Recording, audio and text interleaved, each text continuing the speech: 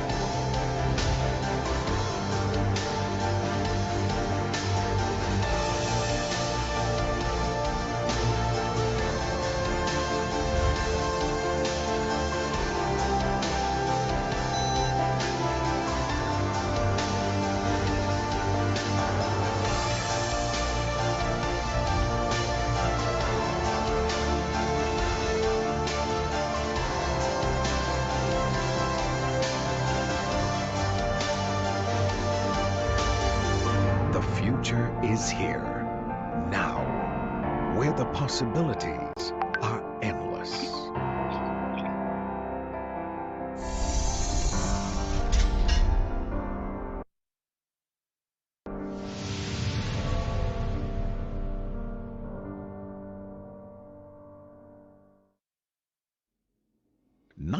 October 2006 witnessed the establishment of a platform through the Agreement of Memorandum Jemaah Menteri, which states the need for a training and development platform for tertiary education leaders.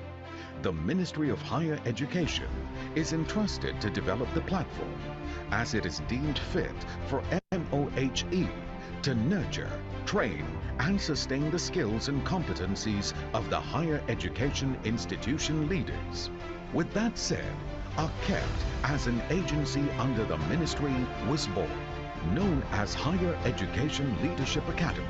AKEPT, or in the full form of its Malay name, Academy Kepimpinan Pendidikan Tinggi, has been playing its role through its objective for almost 20 years. AKEPT aims to develop leadership talents and potential in higher education institutions, HEIs, to lead their institutions more effectively especially to face the challenges of global higher education in the future. In addition, AKEPT believes the enhancement of leadership must be holistically addressed, not just among academics, but also to cater to administrators' professionalism and ensure competent leaders and administrators are produced. Leadership development is essential at all levels to nurture a reliable talent pool for the long-term sustainability of higher education excellence. Located in the educational hub of Banda Enstek Negeri Sembilan, AKEPT boasts over 30 acres of sprawling compound, which houses high-standard facilities comprising an administrative building, halls, auditorium, lecture rooms, 4-star accommodation, sports facilities, dining hall. These facilities have witnessed various impactful programs being held, with prominent figures present. AKEPT has conducted a countless number of international forums and upskilling programs for higher education institutions, including 20 public universities and TVET agencies and institutions. It holds a huge responsibility to provide training programs and add value to the current expertise amongst the Board of Directors, high and mid-level administration officers in higher education institutions. To ensure continuous enhancement of its programs, AKEPT has extended its role via strategic partnerships and collaborations with various institutions. With many more impactful programs in the pipeline, AKEPT will surely continue to deliver on its promise as the preferred expert center in higher education leadership development towards producing respected, competent, and excellent leaders for the betterment of higher education institutions and to fulfill the national agenda.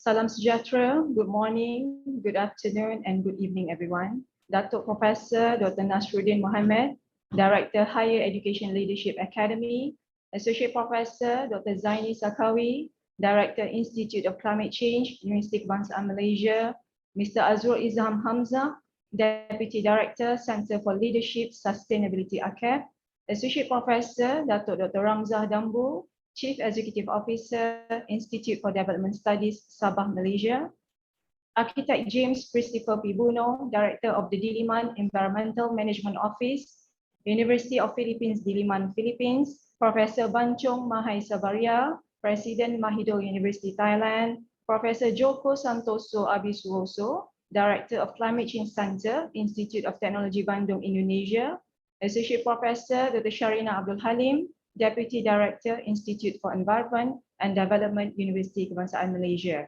University representatives from Malaysia and across Southeast Asian nations, honorable guests and participants from across the world who joined us today.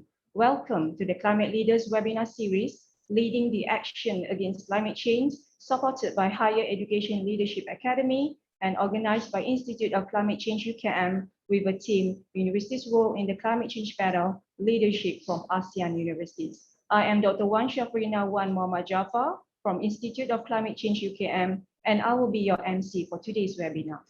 Ladies and gentlemen, global warming phenomenon due to the emission of greenhouse gases from human activities greatly affects the global climate system, and the phenomenon is now at an alarming level. The Southeast Asian region recovered the top position in terms of the number of disaster events in the last 30 years, with more than 90% of them categorized as climate disasters. And countries in Southeast Asia need to pay more serious attention and need to develop a holistic approach and comprehensive strategy to tackle these climate emergency issues. The university, as one of the birthplaces of mature education, is an instrument that can form a unity in dealing with climate change using the medium of knowledge as a factor to equalize the position. This webinar aims at exploring how universities can play an important role in addressing the effects and impacts of climate change and how universities can make a significant contribution to the global local community by equipping graduates with comprehensive knowledge and providing global awareness of the impact of climate change as well as the challenges and the success stories. The goal of this webinar is to establish a culture of high quality in educational institutions through effective leadership. The main topic of discussion includes developing a corporate university culture that engages various stakeholders, managing crises, and adapting to changing landscape of climate change. Universities are expected to explore innovative strategies to address these challenges, and it is crucial to have strong leadership that can define a clear vision and objectives to navigate this uncharted territory. During this webinar, the panel will share their experiences of effective leadership during times of change within their respective institutions. I would like to welcome Associate Professor Dr. Zaini Sakawi, Director of Institute of Climate Change UKM, to deliver his welcoming remarks. Please welcome. Thank you, our MC, Dr. Wan Shafrina, Institute of Climate Change, Universiti Kebangsaan Malaysia. Bismillahirrahmanirrahim. Assalamualaikum warahmatullahi wabarakatuh. Waalaikumsalam. And a very good morning. Yang berbahagia, Profesor Datuk Dr. Nasruddin bin Muhammad, Director of Highest Education Leadership Academy, AKEPT. Our honorable speakers, Associate Professor Datuk Dr. Ramzah Dambul, currently as a Chief Executive Officer, Institute for Development Studies, Sabah, Malaysia. Maybe I can share previously as a Deputy Vice Chancellor, Research and Innovations, Universiti Malaysia Sabah, Malaysia. Prof. Teresa T. Payong Gayong, Vice Chancellor for Academic Affairs, University of Philippines, Diliman, Philippines. Professor Bachung Mahasavaria, President of Mahidol University, Thailand.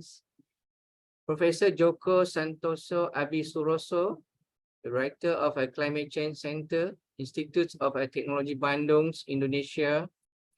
And our moderator, Associate Professor Dr. Sharina Abdul Halim, Deputy Directors, Institute for Environment and Development, Lestari, Universiti Kebangsaan Malaysia, Malaysia.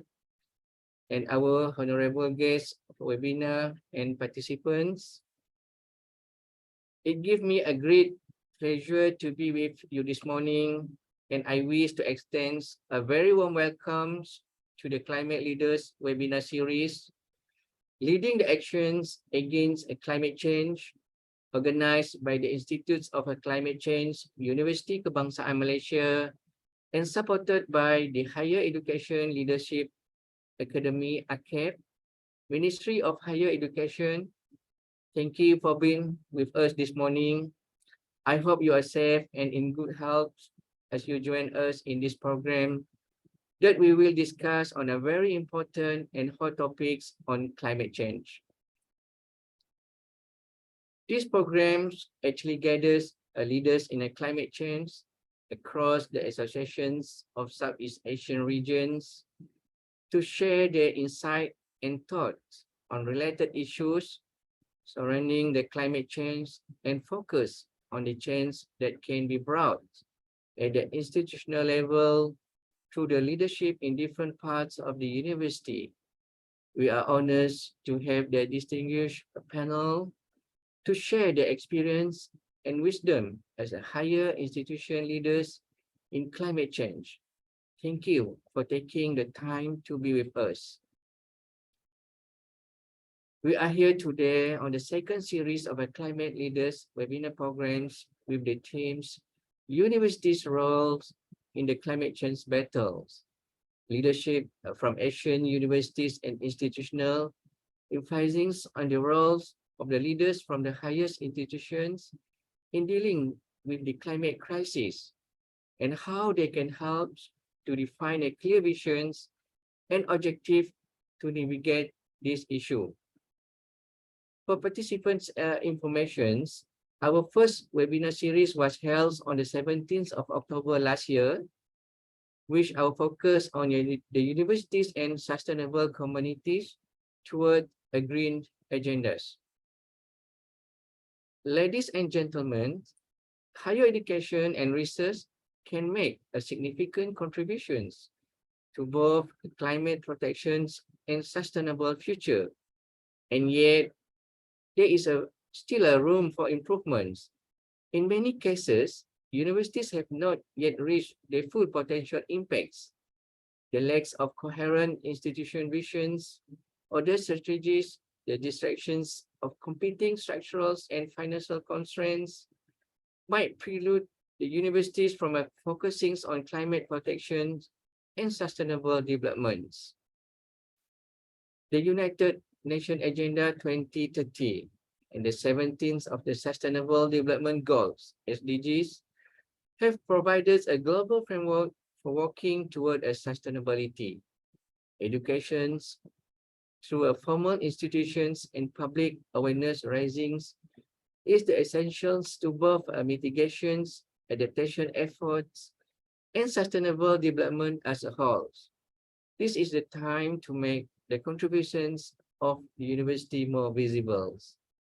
Ladies and gentlemen, to facilitate the climate actions in a creative way, the new forms of the collaboration are really needed, which will lead to increased transformative potential for individuals, for the economy, and society as a whole.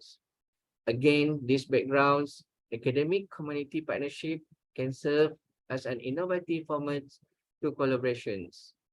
However, to ensure that this partnership develop to their full potential, they must be designed in such a way that all involved can participate effectively.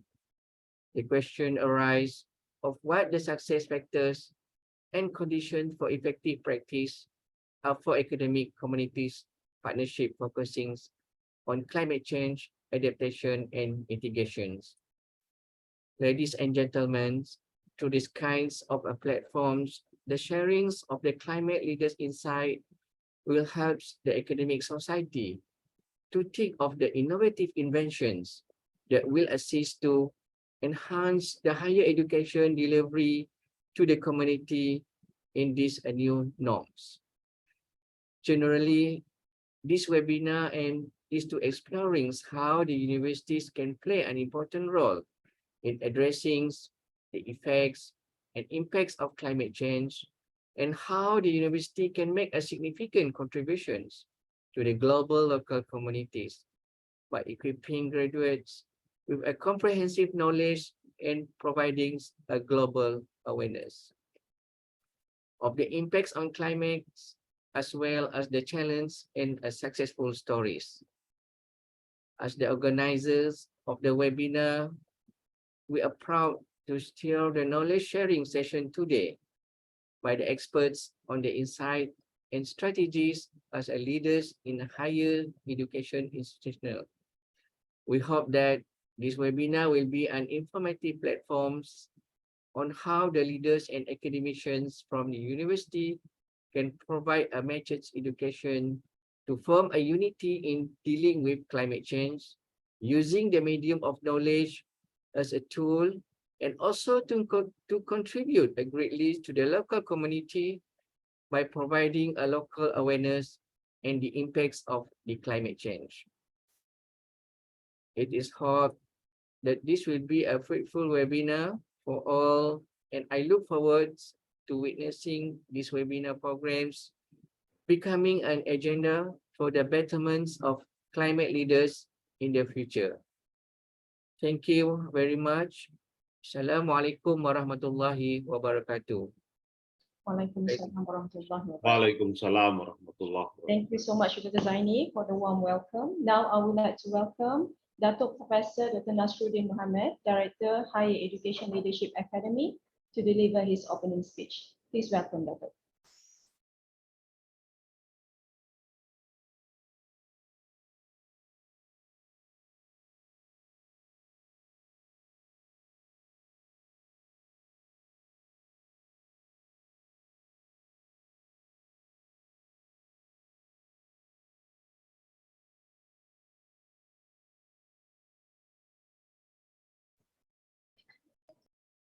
Prof. Dato, I believe you are on mute. Oh, I'm so sorry. Thank you, Sorry. Brother. Okay, I'm on. Yeah. Thank you, Dr. Shafrina, Wan Muhammad Jaafar, our MC for today's session, and also Associate Professor Dr. Dr. Zaini Shakawi, for the beautiful, warm, welcoming speech made right before we start. Bismillahirrahmanirrahim. Assalamualaikum warahmatullahi wabarakatuh. A very good morning to all. Mr. Azrul Izam Hamzah, Deputy Director, Center for Leadership Sustainability, AKEPT. AKEPT stands for Akademi Kepimpinan Pendidikan Tinggi. Associate Professor Dr. Zaini Shakawi, Director, Institute of Climate Change, IPI, Universiti Kebangsaan Malaysia. The honorable speakers for today's forum, Associate Professor Dr. Ramza Dambul, Chief Executive Officer, Institute for Development Studies, Sabah. Professor James Christopher Buno, Director, Diliman Environmental Management Office, University of the Philippines, Diliman, Philippines. Professor Banchong Mahai Savaria, the President, Mahidol University, Thailand. Professor Joko Santoso Abi Suroso, Director of Climate Change Center, Institute of Technology, Bandung, Indonesia. And the moderator for our forums today, Associate Professor Dr. Sharina Abdul Halim, Deputy Director, Institute for Environment and Development, Universiti Kebangsaan Malaysia. My fellow honorable speakers and participants, I wish to extend a very warm welcome to the 2023 AKEPT Global Series, Leaders for Climate Change, with the theme Universities' Role in the Climate Change Battle, Leadership from ASEAN Universities. This is a collaborative effort between Higher Education Leadership Academy, AKEPT, and also Universiti Kebangsaan Malaysia, UKM. The platform gathers leaders in climate change across the Association of Southeast Asian region to share their insights and thoughts on related issues surrounding climate change and how universities can lead climate action. Ladies and gentlemen, the implementation of the United Nations Agenda 2030 as a whole and the Sustainable Development Goals, the SDGs in particular, require action at all levels: international, national, regional, and local. Universities are in a unique position to leverage expertise and make significant advancements in the fight against the climate crisis at all levels. How institutions operate, conduct research, and educate their students can help to act as a catalyst for real and lasting change in the field of environmentalism. University plays an important role in educating the next generation, as large businesses and employees, as well as helping to research solutions. Arguably, the main goal of higher education is to educate the leaders of tomorrow. Universities have the potential to produce graduates who will be the forefront of addressing the climate crisis. With environmentalism at the forefront of our minds, businesses are being forced to go green and move toward more environmentally friendly processes. With this in mind, there is an increasing demand for students with knowledge about sustainability and climate change and the skills required to tackle related problems. Universities that recognize these demands and make the necessary curriculum changes are more likely to increase the employability of their graduates. Ladies and gentlemen, universities exist as a network of different individuals, organizations, and communities. International partnerships, students, staff, local businesses, and communities all have something to gain by connecting with one another in this system. Universities must take leadership roles to address the grand challenges of the 21st century, and climate change is paramount among this. Universities leaders are in the top position to lead their institutions to develop comprehensive plans for providing the education and research necessary that can be scaled up to the community and national level. In this webinar, we will be listening leaders from ASEAN universities about their strategies, efforts, and commitments to addressing climate change. The speakers will be looking at matters related to climate crisis from different perspectives and across a variety of audiences. It may contain experiences from empirical research, practical projects, and teaching methods being deployed around the Southeast Asian region, all with the aim of bringing sustainability closer to communities from different perspectives. And it is hoped that this will give the participant a wider perspective on this issue.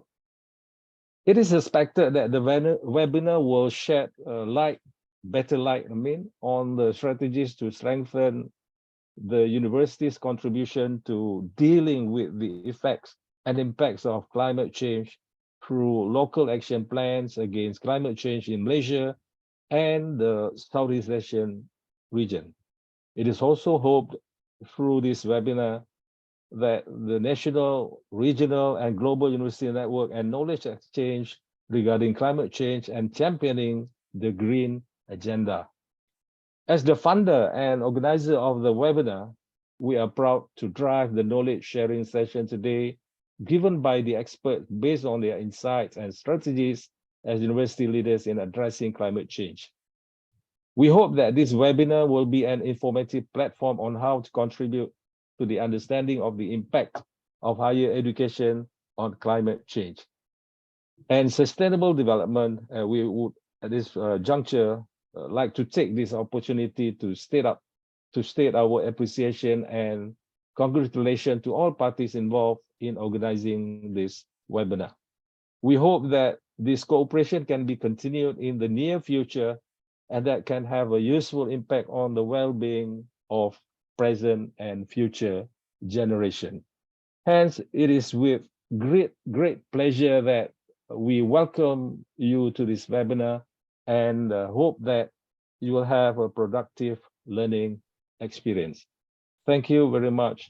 Wassalamualaikum warahmatullahi wabarakatuh. Waalaikumsalam warahmatullahi wabarakatuh. Thank you, Datuk, for your very beautiful opening message. So to begin today's webinar, I would like to introduce our moderator, Associate Professor Dr. Sharina Abdul Halim.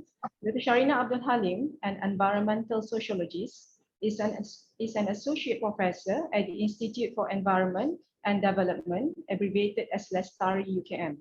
Currently, she holds the position of Deputy Director of LESTARI, starting from 2022 until 2025. Her research interests include islands and indigenous community development, sustainable livelihoods, tourism development, and heritage conservation. She was part of the editorial board for SHIMA, the International Journal of Research into Island Cultures, 2015 until 2021. She is actively involved as a member of the National Geopark Implementation Committee and a member of the scientific and technical team for the Langkawi UNESCO Global Geopark since 2007.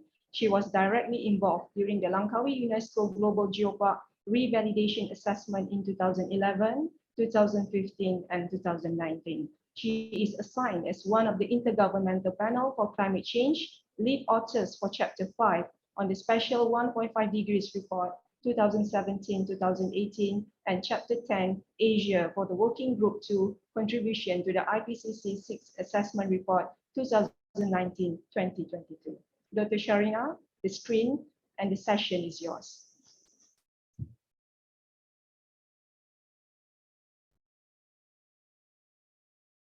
Thank you very much, Dr. Wan Shafrina. Assalamualaikum warahmatullahi wabarakatuh. And Waalaikumsalam. a very good morning to all distinguished guests, ladies and gentlemen. I'm very happy and very humbled to be the moderator for this very profound webinar in addressing climate change, hosted together with AKEPT UKM. And for this series number 2, our webinar this time will be discussing on the university role in the climate change battle, leadership from the ASEAN universities. So before we begin building up the momentum for our discussion this morning, we are very privileged in this webinar this morning to be with us here, our honorable panelists. There are 4 of them today: Associate Professor Datuk Dr. Ramzah Dabul, Chief Executive Officer, Institute for Development Studies, Sabah, Malaysia; Landscape Architect James Christopher, Professor from the Director of the Diliman Environmental Management Office, University of the Philippines, Diliman; Professor Bancong Maha E. Sabaria, President of the Mahidol University, Thailand; and Professor Dr. Joko Santoso Abi Suroso, the Director of Climate Change Center, Institute of Technology, Bandung, Indonesia. So we're very happy to have all our honorable panelists this morning, and I will have to share with you a short bio note of each of our panelists, 4 of them, before we will deep into our discussion. So Associate Professor Datuk Dr. Ramzah Dabul, CEO of the Institute for Development Studies, Sabah, currently holds the position of CEO since March 2022. He also holds the position of Chairman of the Technical Research and Innovation Committee of the Sabah Technology and Innovation Council, Ministry of Science, Technology and Innovation, Sabah. He was formerly the Deputy Vice Chancellor on Research and Innovation of Universiti Malaysia, Sabah, from 2019 to 2022. With his expertise in climatology, he has served more than 24 years in UMS, and he has also been seconded to the Ministry of Science, Technology and Innovation, Malaysia, MOSTI, and the Ministry of Energy, Science, Technology, Environment and Climate Change, MESTEC, as the Deputy Secretary General of the Ministry. He is an alumnus of the University of East Anglia, United Kingdom, where he obtained his PhD in the atmospheric science. And besides his academic writing in many forms of books and articles for high-impact international journal, he also writes for non-academic works encompassing general articles, literary criticism, creative writing, particularly poetry. He has many published academic books, collections of poetry book published by the Institute of Translation and National Book, and also a general book published during the PBAKL 2019 by an independent publisher by Studio Anak-Anak entitled Bukan Travelog Haji di Bumi Anbiar. He has also won many awards and prizes in research, and among them is the Chevening Fellowship from the British Columbia and also the European Foreign Office in 2008. And our Professor Dato has also received fellowship prize from the University of King Abdulaziz from Saudi Arabia in 2012 to 2016, and has also has received an award for his role as a judge in the International Speech Competition of the Prime Minister Trophy. Okay, this is our panelist number 1, Associate Professor Dato Dr. Ramza. Going to our landscape architect, James Christopher P. Bonio, Director of the Diliman Environmental Management Office of the University of the Philippines, Diliman. He is the Director of the Diliman Environmental Management Office, which is the administrative unit of the University of Philippines, Diliman, that ensures its compliance with environmental regulations and leads in the creation and implementation of programs on solid waste management and biodiversity protection. It's also part of the University of Philippines Diliman Task Force on Environmental Sustainability, a committee composed of faculty, administrators, and students created by the university, which has been at the forefront of several campus-wide policies and initiatives promoting environmental sustainability. As an alumnus of the University of Philippines Diliman Landscape Architecture Program, he is a government-registered landscape architect with more than 10 years of combined experience in landscape design, construction maintenance, and management in both the private and public sector. So our third panelist is our Professor Dr. Banshong Mahai Savaria. He is the President of the Mahidol University, Thailand. Professor Banshong Mahai Savaria completed his medical degree, internship, and residency training in orthopedic surgery at the Faculty of Medicine, Siriraj Hospital, Mahidol University in 1983. He then undertook a range of fellowships in Europe, Canada, and Australia. And upon his return to his alma mater in 1993 as an associate professor, and rose through various leadership roles to his current position. In addition to his academic and executive roles, he was a founding member of the ASEAN Association for Dynamic Osteosynthesis and served as president of the Royal College of Orthopedic Surgeons of Thailand. Special interests include biomechanics of fracture fixation, development of new implant designs for fracture fixation, new surgical techniques for fracture fixations. And Professor Banshong also has served on several committees in the orthopedic societies, both domestic and global level, such as ASEAN Orthopedic Association, Asia Pacific Orthopedic Association, and others. Welcome, Professor Banshong. And of course, last but not the least, our dear Professor Dr. Joko Santoso Abi Suroso. He is the Director of Climate Change Center, Institute of Technology, Bandung, Indonesia, and he serves, he's completed his PhD in this field at the University of Queensland, Australia in 2000, following which he is now currently holding the position of Ketua Kelompok Keahlian Perencanaan Wilayah dan Pendesaan KKPWD at ITB, Institute of Technology, Bandung, Indonesia. He is well recognized as an expert in the field of climate change and disaster aspect in planning, environmental assessment, carrying capacity, and resilience for spatial planning. So again, please welcome to all our honorable panelists to this very exciting webinar this morning. And to begin with, as we know, we are discussing on a very crucial topic of climate change. And as we know, in the recent report of the Intergovernmental Panel for Climate Change, Working Group 1 has reconfirmed to us that humans are the primary cause of climate change. And we are all very much aware that climate change is already affecting all regions, making extreme climate events, heat waves, heavy rainfalls, and drought. And this is becoming more frequent and severe.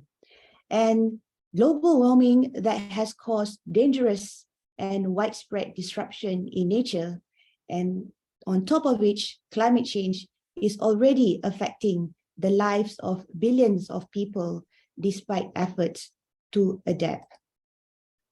And in Asia, being the most populated region where climate characteristic is diverse, which covers all climate zones. And here we are together in addressing the role and the leadership of university from ASEAN. I would like to open this question this morning to all our four panelists on the issues of university have a wealth of knowledge that they can utilize their expertise in fighting climate change. As a leader in your respective institution, how do you use your position in leveraging university expertise in making significant advancement in fighting against the climate crisis that we are facing now? Please welcome to our panelists. Perhaps let's begin with our panelist number one, Associate Professor Datuk Dr. Ramza. Okay, Assalamualaikum, good morning. Is that clear? Is it okay? Yes. Okay, thank you so much, Madam Moderator. I think probably to start with this question, I would maybe it is appropriate for me to share a little bit of the science landscape in Malaysia. I'm not so sure about the other Asian country, whether they have a similar landscape like what we have, but probably, I think most probably it is. Now, 80% of our scientists in Malaysia are in research organization, especially in the higher learning institution, which is university. Only 20% of these scientists are in industry, which are mainly focusing on developing and transferring technologies. So basically, that is the landscape in Malaysia, if we are talking about the science landscape, science knowledge generating landscape. Now, you are right, Madam Moderator, that most of our fundamental knowledge, including in climatology, is developed in the university. So of course, we have this so-called wealth of knowledge. Now the question is, how do we transfer this knowledge into something that is more meaningful? In the context of climate change, how can we really use this knowledge generated in the university to fight against this crisis? Now, I think this is not unique only for Malaysian university. I think it is everywhere. There is always a gap between the university and the real world outside.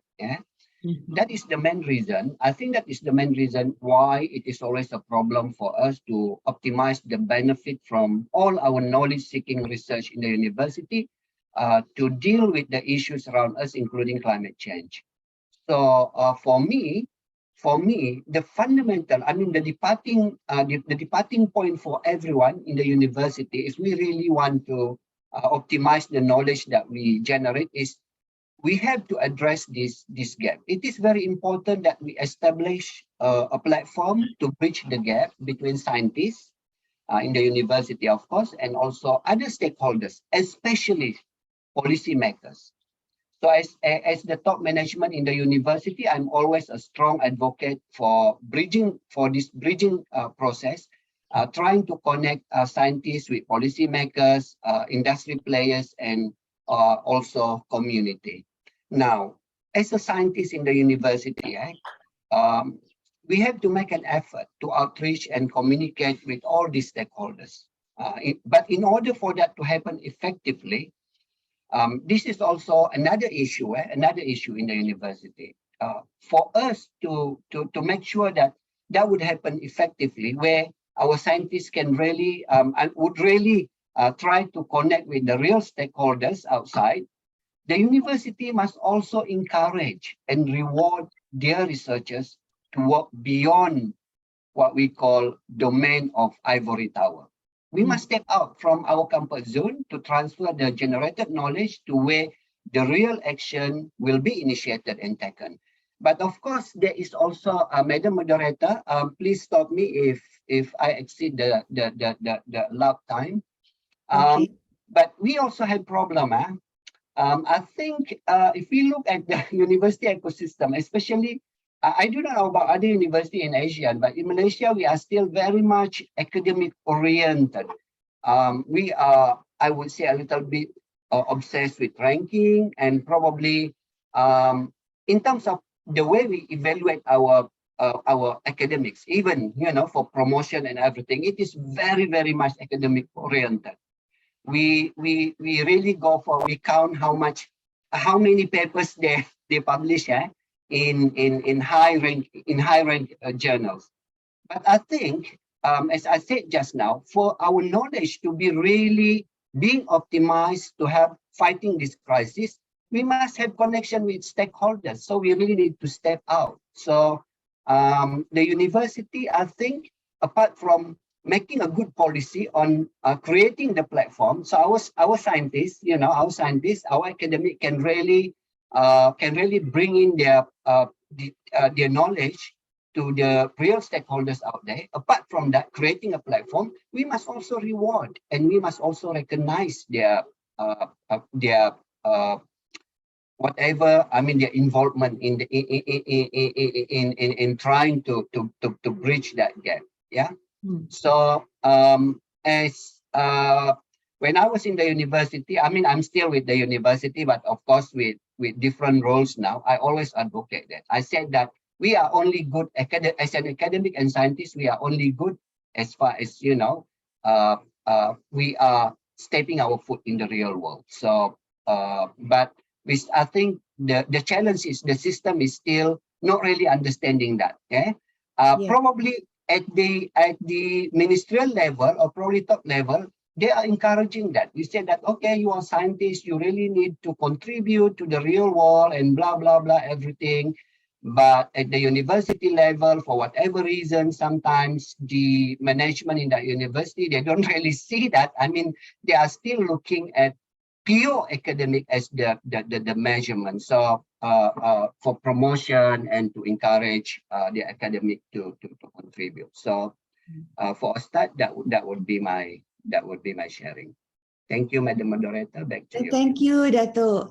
This is a very honest sharing, and I think this is very important for all to understand, and I really concur to your idea on the connecting science with policymakers as well as stakeholders. Moving to our second panelist, landscape architect James Christopher, coming from the Philippines. How about you? Would you like to agree to what Dato' Ramzah has already shared with us, or would you have extra from the experience of your university and how your university in the Philippines positioning and leveraging your institution in fighting against this climate crisis that we are facing now? Thank you, Dr. Sharina. I actually agree with many of the points presented by our good first panelist. So at this point, to share the experience of UP Diliman, I would like to present some of our experiences in the university. I hope you don't mind if I use a PowerPoint presentation to for the sharing. Okay.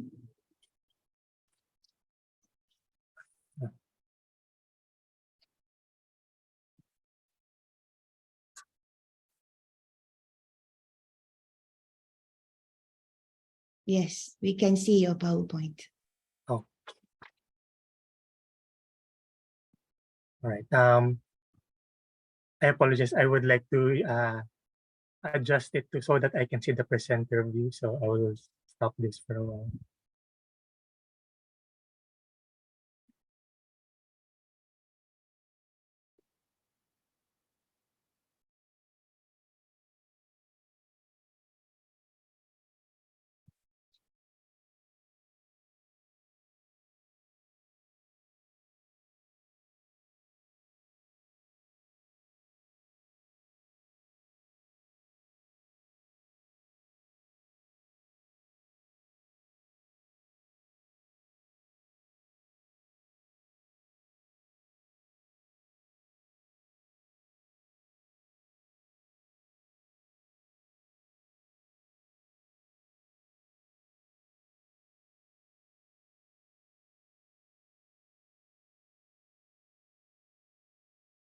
Wait, okay. All Sorry. right. No worries. I can't Okay. seem to access the presenter view. I see. You can't see your own presentation? No, I can see my notes, so I'll All just right. access it in another device. So Okay. sorry for Sure. this.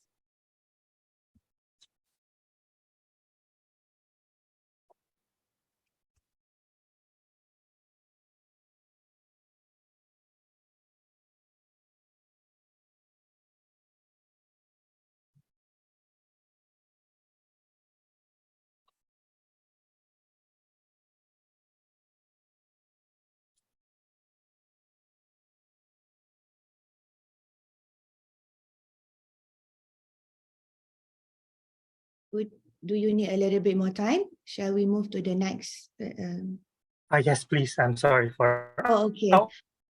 Is it working now? Okay. I think it's It's working? I hope you can give me more time. I'll try Yes. to Yes. fix this. I'm so sorry about this hold up. Yes, we understand these technical hiccups when we are doing online webinars. Thank you. Yes, shall we seek the thoughts and opinions of Professor Dr. Banshong? Would you like to share your experience from Thailand and how Thailand is managing? มาช่วยนิดหนึ่งครับมาช่วยนิดหนึ่งครับ Professor Banshong, can you hear me? Yeah, good morning, everyone. Thank you for Yes. your invitation to join Yes. these seminars.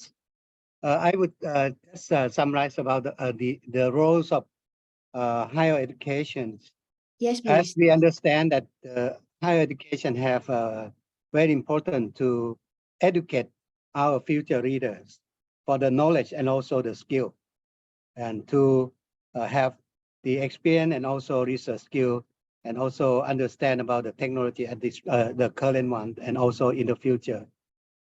And the second one is our mission is to conduct research and also create innovation, which is something that we try to resolve any problem in the futures and also for our well-being.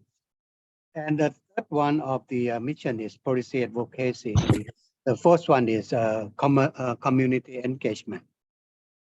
I would say that the problem of the nowadays the trap for the achieving the goals. I would say that there is three traps that we have to understand. The first one is future to see. Future to see. That means they don't know what happened. They don't know what is the trouble. They don't know in the future what will be our difficulty. So this is very important. Firstly, we have to teach them or inspire them about the problem for our students, for our staff, for our community, and also for our government. The second trap is failure to move. Failure to move. We understand that climate change and global warming is the trouble. But how can we move? How can we move? To resolve this, higher education is very important to conduct research and also educate the people, find some new innovation to tackle the problem, and also create networking as a critical mass to solve the problem. We have domestic network and also international network. We have facility to conduct research to resolve the problem. Even we have no any infrastructure, we can have network to support share facility to conduct research and innovation to find out any innovation to solve the problem. And the third trap is failure to finish. Because the climate change is marathon problem, it's not just finished within a few years. It has been happened for a long time. And I think we should tackle with many years to come. And also it will not finish in a short period of time. To finish this, I think it's just a marathon activities. We have to have support by the government, support by the network, either international network among university or international network among society or any platform. So this is very important. And why university is very important? Because university have several key factors. The first one is student. We have students which will be the future leader. If they understand the problem, they can learn how to tackle the issue. In the university, we have experts, which is the interdiscipline. Because of the global issue is not a simple issue, it is a complex problem that no any single discipline can solve. For the university, we have many disciplines and concentration of the expertise within the university. So we can have an opportunity to cluster them, set up the interdisciplinary, either for the curriculum development or any activities to discuss together to solve the problem. Another one is the network. University is very rich in networking, either domestic levels among university or society, or international networking among higher education and also other social platform or other society. We also are strong in research. We have faculty, we have network, we have infrastructure to support a new research to solve or tackle the problem of climate change. And also interdiscipline research together. We also have reputation. Anything that we have knowledge, we are a trusted society institution that anything that we can create media or message to the society, they more or less they believe the institution from higher education more than the politicians. I think this is a role of university that we can support to solve the climate change. And if I have time, may I present something that we have done at the university? Share slides. Professor Ban Chong, Okay. would you mind to share in a while? Okay, let us it's go okay. It's okay. Maybe yes. the second round. Maybe the That's second right. round. Okay, thank you so much. Thank you, Professor Ban Chong, for your kind you. understanding. Yes. Shall we go back to landscape architect James? Are you ready? Perhaps if you have some difficulty in technical, could you just share with us first what you have done at your institution, particularly in leveraging university expertise in addressing climate change? Yes, thank you. I think I can share what we have presented, the PowerPoint, if that's okay, or should it be in another part yeah. of the program? Yeah, I think that would be nice if you could share it a little bit later, but just Okay. now, just your, just your thoughts, because I see that you and Professor Benchong has some short slide preparation. Yeah, could you just Yes. share with us? Yes, So, thank you. yes, thank you. In the case of UP Diliman, we also recognize the gap between the academe and the application of the knowledge that we have gathered and developed in the many different areas and programs of our universities.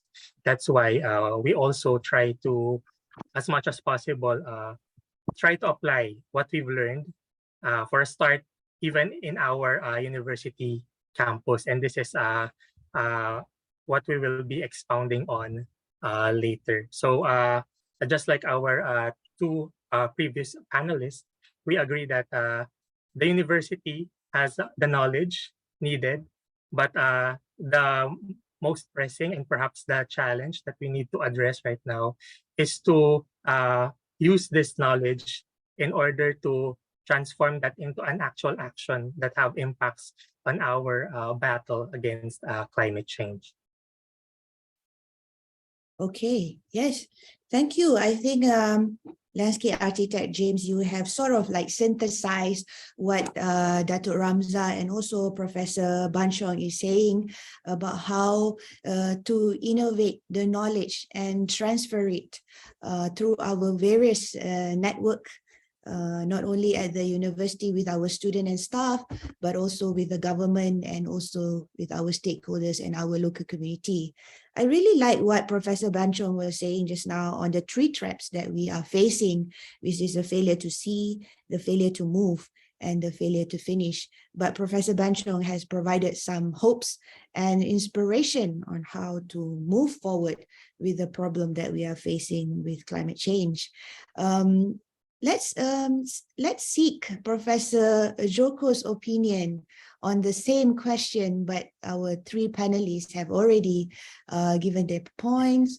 Perhaps, Prof. Joko, do you have additional or other aspect that perhaps has not been covered by our three panelists? Professor Joko. Yeah, thank you very much, Professor Sarina. Sorry. Yeah, Sarina. Yes. Probably first of all, before later, I also would like to share to slide in relation to what we have done since 2008. Yeah, basically, at the time, I remember Indonesia just to be host of COP13 in Bali. We were asked by the Ministry of Environment at the time to do a kind of climate change risk and adaptation assessment for the whole area of Indonesia, because at the time we didn't have the map yet. So since then, basically, as mentioned by several speakers before, we established the network with the several ministries, several high-level bureaucrats, including the minister himself. Through giving understanding on the issues, as well as through the alumni network, because several of our alumni holding the position as the minister. So far, we have established a network with, for example, Ministry of Development Planning, Minister of Environment, Minister of Public Work, Minister of Spatial Planning, Minister of Health, Ministry of Marine and Fisheries. That's basically, in short, we try to influence how to integrate, how to mainstream climate change issues into policy and and plan, national, especially national one, but also at the local level, provincial and local government. We have also established a network with several provinces government as well as local government. And then probably the point which has been mentioned by our several speakers before is that, sorry, I heard some noise. Okay, yeah. No, you're fine. Yeah. Yeah. I found that actually addressing especially for the adaptation issues, I'm of the opinion that developing countries, especially like Indonesia, which on the one hand we experience what high risk on the climate change impact, but I could see quite still left behind in doing action of adaptation. One of the problem is the complexities mixture between climate change factor and non-climate change factors. That's really something that uneasy basically. I just take one example of the so-called major project of Jakarta reclamation. Jakarta reclamation, or it's called as constructing a giant seawall. At the time, one of the recent image in the public saying that a giant seawall must be constructed because of the climate change, because of the sea level rise. That's right. But in fact, we know that the rate of sea level rise actually 3 up to 7 millimeter. Yeah, so it's like what depending on the scanner, which scanner we look for. But in the context of Jakarta, the most important problem is actually land subsidence due to groundwater extraction. That's one example, and also happen in several other major cities like Semarang, Makassar, etc. That's probably I stop in here first, or I should continue with sharing my slide. Yes. Thank you, Professor Joko. As you mentioned, you also emphasize on the importance of networking, but I also like that you highlighted the other issues that are interconnected and they are overlapping with the issue of climate change, which is the issue of sustainable development or sustainability, as you mentioned in the case of Jakarta, which is the seawall, but also there's also the implication of land subsidence, not only sea level rise, right? So this is interesting because how do addressing climate crisis that we are going through is also at the same time addressing the sustainable development issues together, as we know that meeting the sustainable development goals is also part and parcel of our efforts to adapt to climate change.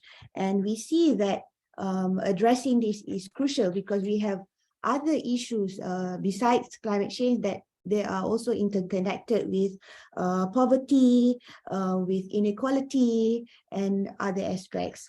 So coming to that question, as Professor Joko has already sort of lead us to talk about these aspects that are interconnected, as we have now bracing towards the transition of post-COVID era, and we see how as leaders of higher education institution are facing adapting to new transition as a result of COVID, that has taught us many things. And how can now the higher education sector rebuild after facing COVID and linking it with addressing it to climate change issue that you are facing in your university, especially what are your efforts in your rebuilding that are building more towards environmentally conscientious, more equitable manner in supporting this healthier planet, and at the same time addressing other interrelated issue of climate change impacts and crises. How do your higher institution or your institution address this matter? Maybe I would go back to Dato' Ramza, since I believe Professor Banchung and landscape architect James would have some slides to show. Maybe they will give some examples from just slides. Prof. Joko, sorry, may I know if you also have a short slide you mentioned just now, right? Yes. Joko? Yeah, okay. So maybe Dato' Ramza, do you also have slide, Dato'? Sorry, because I thought that it is a forum in a conventional way. So yeah, that's okay. I did ask the organizer, and they said that this will be just a casual discussion. I mean, kind of discussion. Not. Yes. So I'm very sorry. No worries. Yes, yes, Dato'. What is your thought on this after COVID and your rebuilding of your institution in addressing the interconnectivity of sustainability issues as well as climate change? Yes, the keyword interconnectivity, that is actually very interesting, because I think, I mean, many people don't understand that climate change is actually a cross-cutting discipline. It is not a single discipline. Just because I'm climatologist, I'm the only one that should be expert in climate change. No, I mean, in fact, we have 4 panelists at the moment here, and we come from different backgrounds, because climate change is, I think, one of the most interconnected issue. Yeah, it is not just about climatology, but it is also about livelihood. It is also about, I mean, many aspects of the way we are living. And that is why I think if we really want to address the issue of climate change, a holistic approach is really needed. Madam Moderator, you talk about just now. You talk about SDG. SDG, climate action, is one of the 17 pillars in SDG. If I'm not mistaken, climate change is the item number 13. But I really do believe that climate change shouldn't be part of the SDG. It shouldn't be part of the item, the 17 items, because for me, climate change should be the overarching. It should be the umbrella where it put together everything, because climate change, the issue of climate change from science perspective, it covers everything. It is an interaction of biosphere, atmosphere, hydrosphere, and also atmosphere. That is one thing. And when we are talking about the impact of it, it is basically connecting the fundamental problem of our world today, where the rich people, or we are victimizing the way I look at it. I mean, climate change, the impact of climate change to the society is very discriminative in nature, because the same disaster, the same magnitude of disaster, climatic disaster, the impact on the people is not necessarily the same, because depending on your access to resources, normally people from underprivileged, those who are coming from lower socioeconomic group, they will be more vulnerable to climate change. If we have flood in one area, and normally the one that is more affected by it is those who has no other resources to get to second house, or to go to the hotels and things like that. Yeah, and that is why I think the the university can really champion this this agenda. There are a few issues. If I can talk about issues, if we are talking about university in Malaysia, if we really want to be an effective advocate for climate change, since it is a cross discipline, we need to really change the way we look at things, because at the moment we are rewarding our researchers and probably academic, but of course that is already moving, improving, based on their specialty, or what we call, you need to be a specialist. If you are doing many things and then that is not your specialization, and then probably the recognition is a bit lower. But when it comes to climate change, actually you simply cannot do that. Sometimes I face the same problem, Madam Moderator, and people are saying, what you are doing? Why you are climatologists? What is your, I mean, you are doing research on community, I mean, how they get affected, and that is simply social science or anthropology or whatever. But then, if we are talking about climate change and we really want to translate, our knowledge in climate change to be effective in terms of solution provided in the real world, we have to look climate change as a interdiscipline or cross-cutting discipline, because you cannot see climate. If we are only talking about fundamental science in climatology, the movement, the dynamic, the El Nino, the monsoon, that is meaningless for me. But when we connect it to the impact on the, say for example, agriculture or livelihood of people, and then that would be more meaningful. So now, but the good things is, I think now in Malaysia, and I think the authority, especially the ministry, should really encourage this, is to make sure that you really look into climate change as a interdisciplinary research, or however you want to look at it.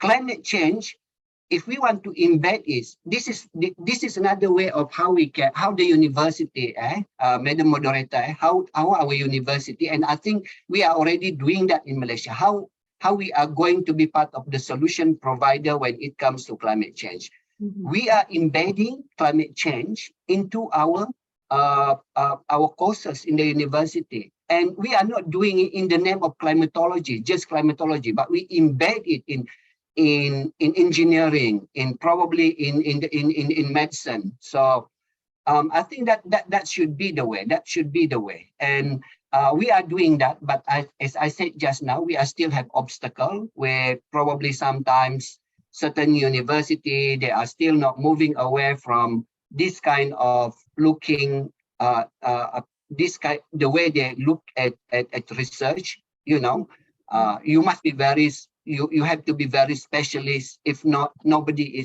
is rewarding you if you are doing everything. And then, I mean, there is no really appreciation for multidisciplinary. But I know that is now changing. I do not know what is happening in other universities in ASEAN, but I think the way forward is we really need to mainstream climate change, climate crisis as a multidisciplinary, and it is cross-cutting in terms of sectors. Yes. Over to you, Madam Moderator. Sorry.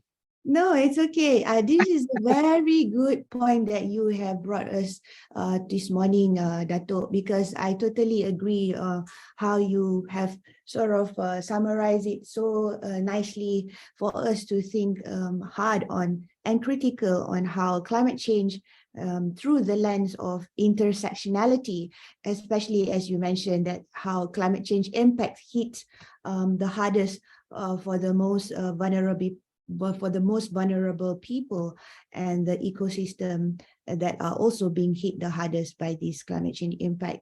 And you have also mentioned rightly so on the importance of embedding the study of addressing climate change issues and impacts in a more interdisciplinary and multidisciplinary. And I think this was also highlighted by Professor Ban Chong. And coming to that, I would like to bring it back to Professor Ban Chong, perhaps, since the points that has highlighted by Dato' Ramza resonates with what Professor Ban Chong is saying already earlier in terms of climate leadership by your institution. Yes. Professor Ban Chong? Do you see my slide? Yes. Could you Is share it- it in a share screen? Is it okay? Yes. Very nice. Okay, you see it? Yes. Okay. I would just like to present something that we have done here. Yes, please. So as we understand about the problem of climate change is happen because of the destruction of resources that we utilize to meet the business purpose, and we consume too much. We use too much energy. We destroy several things. The speed of destruction is more than recovery. We also create pollution, which is a compromise to many things that new generation or our future generation cannot meet their own needs in the future. This is the problem. So we have to understand. And one thing that the people still not taking into serious consideration, because of when the scientists mentioned about the global warming, increasing one temperature of the global issue, there is very little effect to people mindset, because everyone experience about the temperature changing throughout the years, more than 10 degrees. More than 10 degrees. So why global warming 1 degree increasing will increasing trouble. So this is the very, very dangerous for the opinion of the people, because of, I would say that one temperatures increasing, what will be the problem? The problem is you increase the tropical zone of our global. You increase the area of tropical zone, which is a wider range of the area of our global issues. And a lot of people will get involved, and vector of the disease will separate, a wider spread.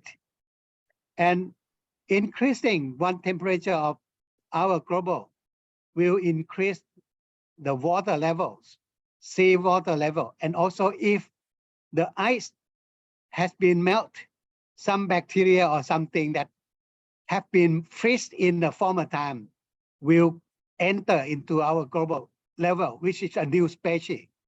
This is a big issue that I think people don't understand about global increasing of the temperature will create something which is a future trouble. This is the knowledge from the scientists, knowledge from the scholar people to tell them, to make them see what is the trouble in the future. Okay, this is the issue of failure to see. And Mahidol has a lot of things to do. We have a project for net zero emission, energy and waste management, ecosystem, and also waters. And we have project of 920. In 2030, we expected to have net zero emission achieved at Mahidol University with many projects such as renewable energy, resource efficiency, clean energy for transportation, green energies, carbon removal, green procurement, resource technology for carbon captures, reductions, plant-based consumption, zero waste to landfill, and also monitor and improvement. We also mentioned about the solar rooftop, renewable energies, the whole campus. We try to use the electric vehicle, try to support the bicycling within the campus, and also manage of the waste, recycling the waters, and monitors, and also recycling waste bank, and tell and demonstrate the students how to make it practically and communicate to nearby communities. Also, we have SDG club or SDG activity, and form network among domestic university and also international. and we encourage the research, especially for SDG-related research. This is the funding that have privilege to fund our senior staff or staff member to create any research that related to SDG. This is the way that we try to implement, and we create our visibility through any activity with the university ranking, such as impact ranking and also UI Green metric rankings. This is the way that we encourage our staff member so that they understand the problem. And the most important thing is we teach our students by example. We then demonstrate them how to tackle the problem within the campus, demonstrate them, show them, teach them, put the research in, and also revise the curriculum so that we implement some of the problem of SDG, problem of climate change within the curriculum, revisit again, and also make them understand and show them by the example, as we understand that good example is twice the value to that of the good advice. This is demonstrated in our campus. This is why I think the student will have human touch and also experience staying at the campus, talking to people, discuss to the expertise, seeing something happen in the university, seeing how the university tackle the climate problem. This is the way we teach our students at the campus. So thank you. Thank you, Professor Van Chong. Now you are touching the hearts of the viewers and the listeners of our webinars. This morning, you have rightly mentioned about the humanistic aspect of educating the younger generation and the future leaders, our students. As you mentioned, and I quote you, good example is twice the value of good advice. So Professor Van Chong, I wonder if landscape architect James, would you like to concur to Professor Van Chong's wise words of how Mahidol universities are already doing in Thailand, and I'm sure in Philippines, wonderful and marvelous efforts are also being carried out in your university, University of Philippines, Diliman. I definitely agree with the wise words of the good Professor Van Chong, and we are very much inspired by the initiatives that they are doing in Mahidol University. So at this point, I would like to share our presentation on the UP Diliman's climate leadership.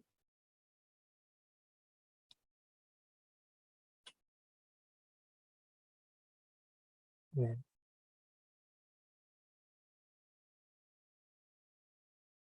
Can you see my presentation? Yes. Yes, okay. So Yes.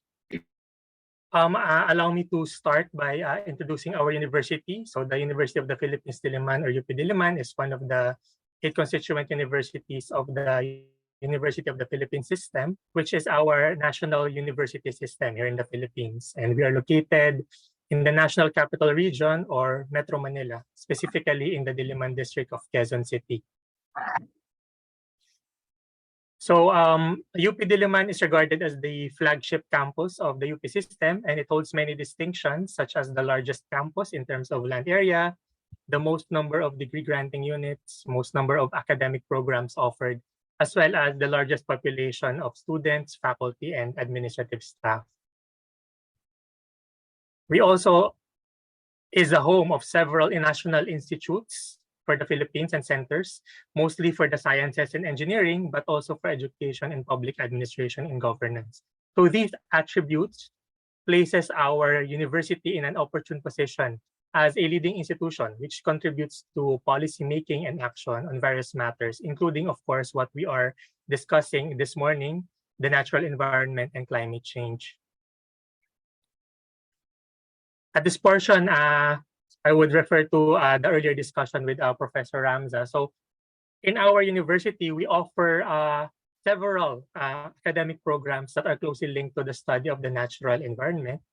But even for those programs that are not really closely linked to the study of the natural environment, we offer different courses that are interdisciplinary in nature and highly reflect the the academic units of the university recognize the importance of integrating environmental topics in their respective fields of study. So we have environmental courses offered by our food technology department, the home economics department, even our interior design department, and journalism and history department. So as what we were discussing a while ago, climate change is a very interdisciplinary issue, and the university should also respond to that quality of this global challenge. So these academic pursuits of the university has resulted in several outputs, research outputs, and innovations and inventions that have actually been found applicability in the industry and in the community. So I will be presenting a few examples, like this one, where the technology developed by our engineering students created a rapid electric vehicle charging project, which reduced the amount of resources needed to fully charge an electric vehicle, and promotes the electric vehicles as a viable alternative to fossil fuel powered vehicles.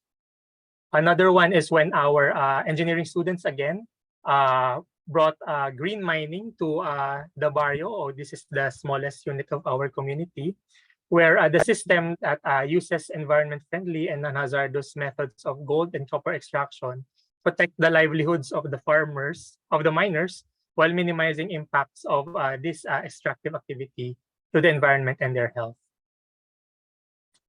And this example, the fish eye, which was developed by a collaboration of the faculty from the Department of Computer Science and the Marine Science Institute, offers automated fish census, which reduced the need for the manual counting of divers and allowed for rapid health assessment of marine reef environments. And we all know how the condition of our marine reef environments are reflective of the different impacts of climate change to these environments. Apart from those significant innovations, and the different academic programs offered, the university also has part of its offerings the National Service Training Program, which is a mandatory course that is required of all university students. And in this program, we included common modules on disaster risk reduction and management, as well as environmental protection, where students are provided opportunities to learn more about these issues and think of ways that they can participate in addressing them. So, so far I have presented how our how the university as an academic institution has been leading the action towards addressing climate change. So at this point, I would like to elaborate on my earlier point on how we are trying to apply the knowledge that we have gathered in our campus specifically. So again, let me begin by walking you through our campus. So as I mentioned earlier, we're located in the National Capital Region. And if you look closely from the satellite map of Metro Manila, where you can see a predominantly gray area, it shows how highly urbanized it is, the area. And you can see some patches of green, distinct patches of green, and that is actually some patches that make up our campus. So a closer look, the area inside the box is actually our campus. So the satellite map shows the boundaries of our campus, 493-hectare expanse of land in the heart of highly urbanized Metro Manila. And it has a very unique landscape compared to the rest of the Metro Manila. And that is the reason why it is commonly referred to as one of the lungs of our National Capital Region, because it is the few remaining green spaces of this size in the area. So here are some snapshots of the green spaces on campus. And as you can see, because of the different quality of the campus in this part of the metropolis, it is home to many species, including endemic and migratory birds that are not normally found in the rest of Metro Manila. But however, in spite of this unique landscape, the university is still primarily an educational institution, albeit quite different from educational institutions with smaller campuses that are almost entirely dedicated to infrastructure and facilities for academic purposes. So this land use plan shows that while a large portion of the university is dedicated for academic purposes like school buildings, laboratories, and other facilities, the campus is also home to areas of other land use like residences and commercial areas and support services to the campus. So going at the street level, we can see the different activities that typically occur inside the campus. And by looking at this, we can see that the campus is actually a dynamic community, very much like a local neighborhood or even a small city with its own public transportation, commercial establishments, and recreation spaces. And that the university and its administrators, apart from fulfilling its academic mandates, should also attend to the management of this campus community. So UP Diliman, the academic institution and campus community is, like many of our fellow universities, are still growing. I started my undergraduate program around this time in UP Diliman, and this is what the campus looks like from above. Just 5 years after, you can see that there are already significant additions to the built-up areas in the campus. And this continued in the years that followed and continues to this day with several infrastructures still ongoing. So there is an ongoing increase in the built-up areas and a decrease of green spaces on campus. In addition to that, aside from the built-up areas on campus, the student population has also seen an increase from the annual average of around 24,000 to more than 27,000 this year. So this, by the way, is a picture of the general commencement exercises from last year. So the first time we have conducted face-to-face ceremonies since the pandemic in 2020. So while the university's growth is inevitable and necessary in fulfilling its mandates as an academic institution, it brings with it increasing impact to the campus community and its natural environment. So as I mentioned earlier, infrastructure projects increase the built-up areas and decrease the green spaces. Increase in the population also increases waste generation and the presence of motor vehicles in the campus. So these are all contributing to the climate change, to the negative impacts of climate change. But challenging as they may seem, these issues also present opportunities for climate action and leadership on the part of the university. It would, after all, make no sense for UP Diliman to be teaching about the need and working on solutions to address climate change if we cannot apply or practice it in the management of our own campus community. So in 2019, a multidisciplinary group created the document on UP Diliman's commitment to environmental sustainability, and it recognized ecological significance of UP Diliman's campus and the need to ensure its preservation, all in the face of its continuous operation. So these are the different documents. These are different thematic areas that are covered by the commitment document. And these are some of the initiatives related to that commitment to environmental sustainability of the campus. So, and the protection of open spaces, which are important to the biodiversity habitats and sources of ecosystem services, the release of the Biodiversity Management Handbook, which outlined that areas for developments and open spaces must be kept in their natural states as much as possible, provided guidelines in the development of the campus. On waste management, for many years now, UP Diliman has been maintaining composting operations, ensuring that compostable materials generated within campus, like food and yard waste, do not end up in landfills, but are actually converted into materials that can be used by the university. We have also diverted recyclable waste from landfills through regular collection drives, participated in by academic units, by the residents of the campus and other members of the campus community. And still on the management, and perhaps one of the more ambitious initiatives, is the adoption of the Roadmap to Plastic-Free UP Diliman, which aims for the complete ban of single-use plastics on campus by 2032. So it is composed of 3 phases of increasing target accomplishments over a 10-year period starting last year, 2022. And as part of that roadmap, the university administration has already initiated dialogues with food service providers regarding shifting to compostable food packaging alternatives. We also have an ongoing pilot study on the adoption of compostable food packaging alternatives in our cafeterias and food stalls.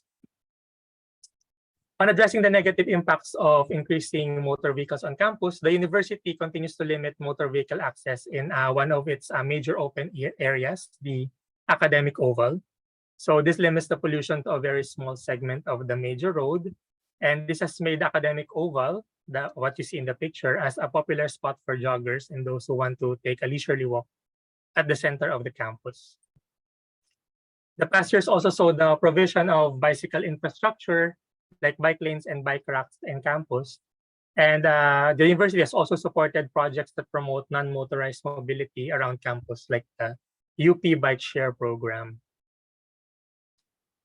To further institutionalize the promotion of campus environmental sustainability, April was officially declared as UP Diliman Environmental Sustainability Month, and it was first celebrated last year, and it became an avenue to promote community awareness and engage the community on campus environmental issues and find ways to address them. But of course, this will all not be possible without the engagement of the community, as I mentioned earlier. So the university has always recognized the importance of providing opportunities for engagement and participation in the fight for environment and against climate change.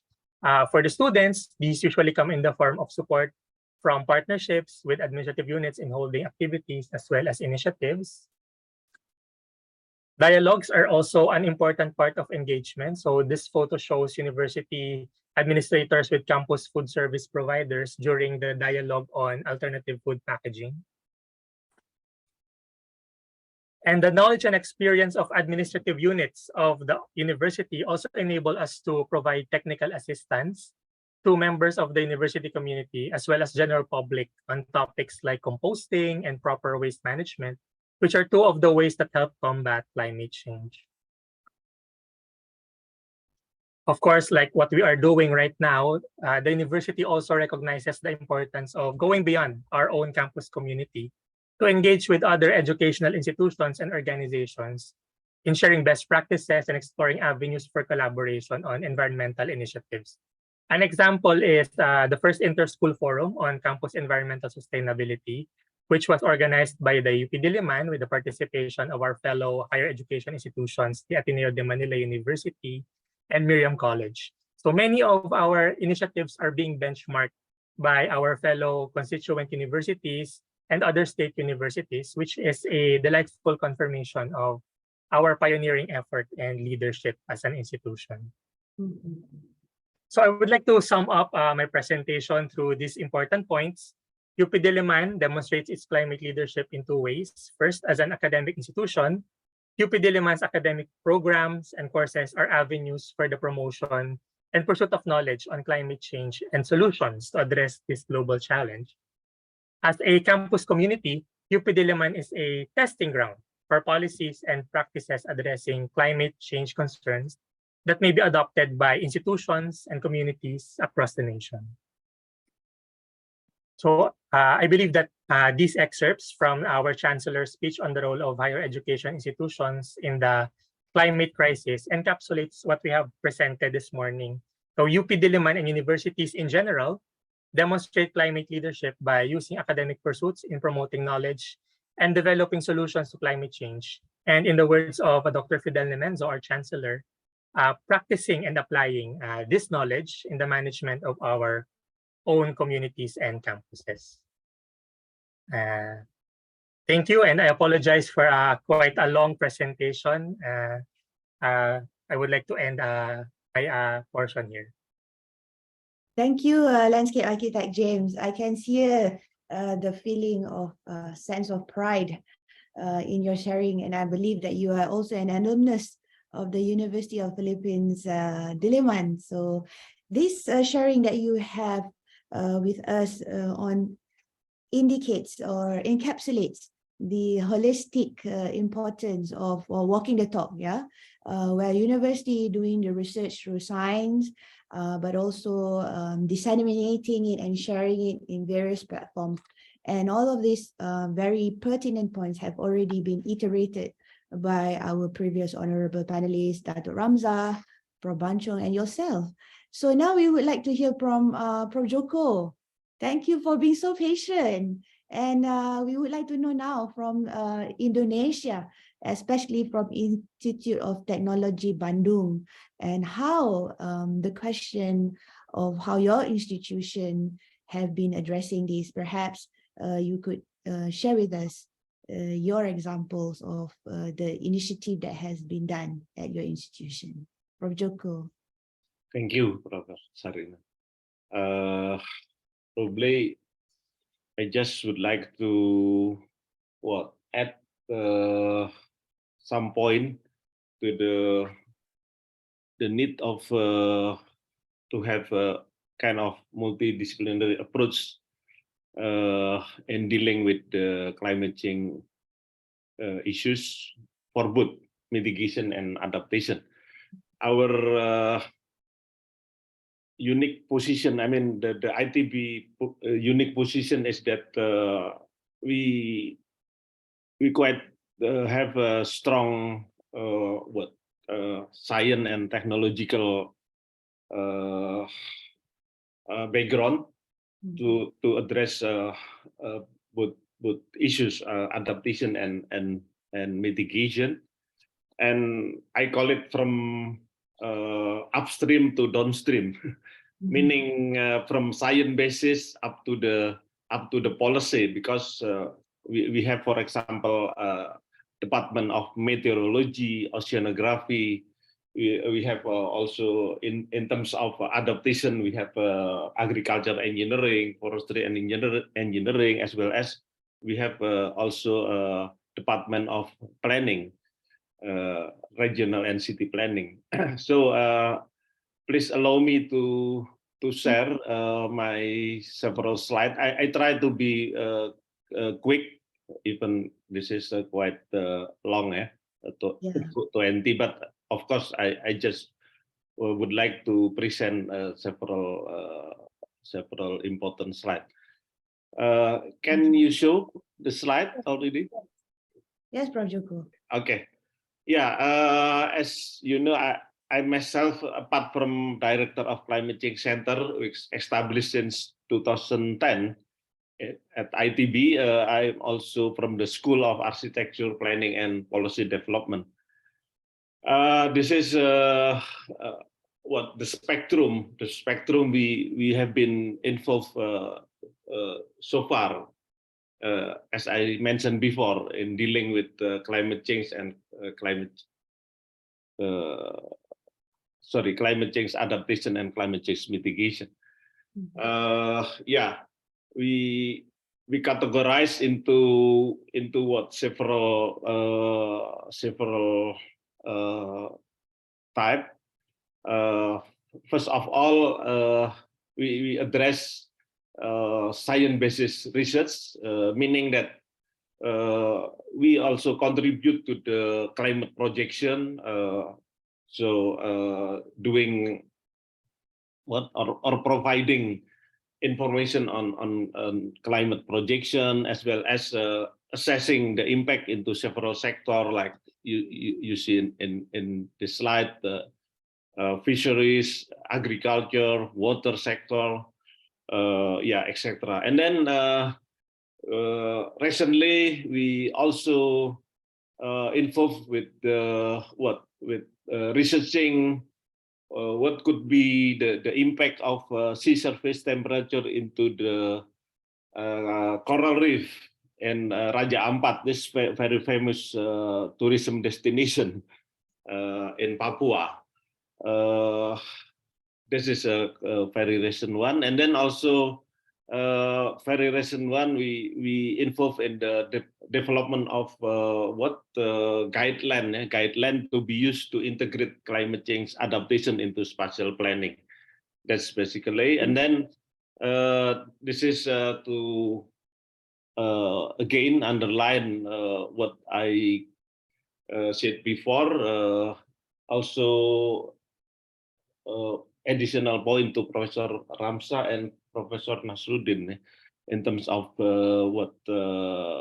integrating into the curriculum. We have several courses in undergraduate as well as in master program, as well as in terms of the PhD research. I think so far already more than 20 PhD students dealing with this topic. The rest I just want to show you very brief. I think this is everyone knows. We have experienced increasing of temperature, and I just want to underline this one, that globally we experience sea level rise change, and this is actually confirmed in Indonesia and also locally, like as I mentioned before, in the area of Raja Ampat coral reef, for example. So confirm the global phenomena, sea surface temperature, sea level rise, as well as sea surface salinity. So there's change following the global trend. And then I show you that especially western part of Indonesia already experienced what so-called coral bleaching. And then last year, the most recent one, we researched what could be the impact of sea surface temperature increase.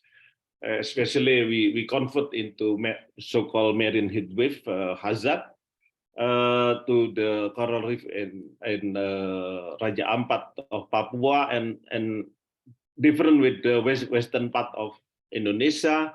In Raja Ampat, we haven't found yet the coral bleaching.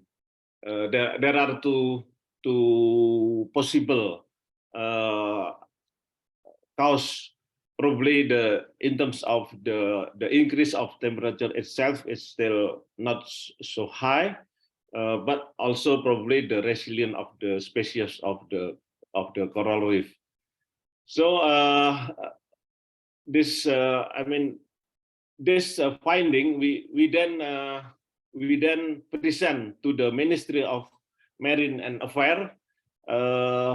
To raise their awareness on this issue. So it was good. It was good opportunity, and also it was good that our advice, our finding was accepted by the Ministry of Marine and Affairs and used as one of the input for their policy. And then I also want just to show you briefly what happening in one of the rural area at the coastal of Java. There are two villages almost disappear. Now already a half of the village already disappear. This is also a combination problem, like I emphasized in the context of Jakarta before. In this rural area case, is a combination between destruction or deforestation of mangrove, and then construction of infrastructure as well as sea level rise. So that this area now, this is also a famous, actually initially famous tourist destination in West Java. Yeah, and then the last one I show you again back to the context of city in Semarang is a metropolitan area in the central of Java. Also experience severe erosion, coastal erosion or abrasion, but the local NGO initiative could revert the situation. Yeah. So we help from the science, but later, the central government. This is the situation in the field. The central government has different policy. Put again what they call as tall seawall, tall road seawall. So constructing seawall, but use at the upper part of the wall as a toll road. So this would cause I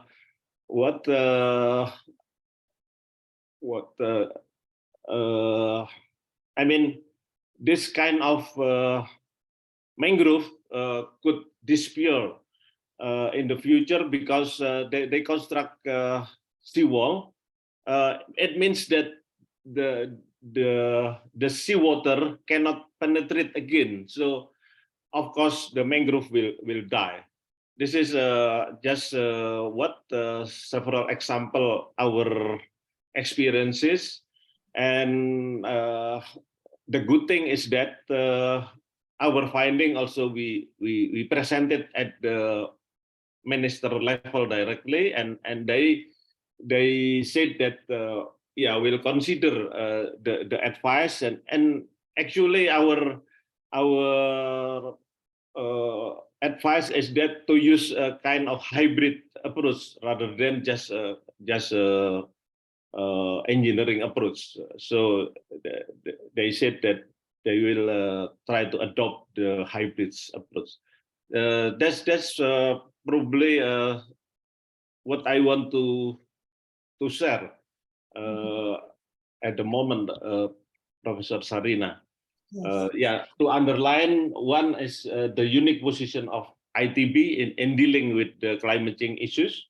A kind of multidisciplinary approach needed. We have from science basis up to the planning department, and then using the network, we could influence, we could present, and then got good response from the minister himself, even in the context of marine and affair, that they will adopt our advice. That's probably. Thanks. Thank you, Prof. Joko. This is very important what you have mentioned on how institution of Institute Technology Bandung has worked from the upstream to the downstream through your various research and innovation initiative that you have already shared with us in your PowerPoint. I'd also like to take note of your critical points that you have mentioned just now from the example of Kota Semarang, where you say that they are building seawalls, right? But then there's also the issue of building that seawall and the disruption on the mangrove in the nearby area that would disappear as a result of the seawall development. So you have shared with us on promoting on the hybrid in order to mitigate this. So these are the synergies and the trade-offs that have been highly discussed when we try to push for a solution on an approach in addressing the climate change impacts and issues. We also have a lot of trade-offs, but not just trade-offs, we also have a lot of co-benefits that we already mentioned by our honorable panelists through their various examples of their various initiatives. Prof. Joko, I would like to highlight that what you mentioned on Raja Ampat just now, Raja Ampat is also a geopark, and this is also interesting because there's a lot of initiative going on to address climate change issues and impacts in various platforms. Coming along to the point that all of the panelists have already mentioned, I just like to reiterate the importance of leadership from the ASEAN University.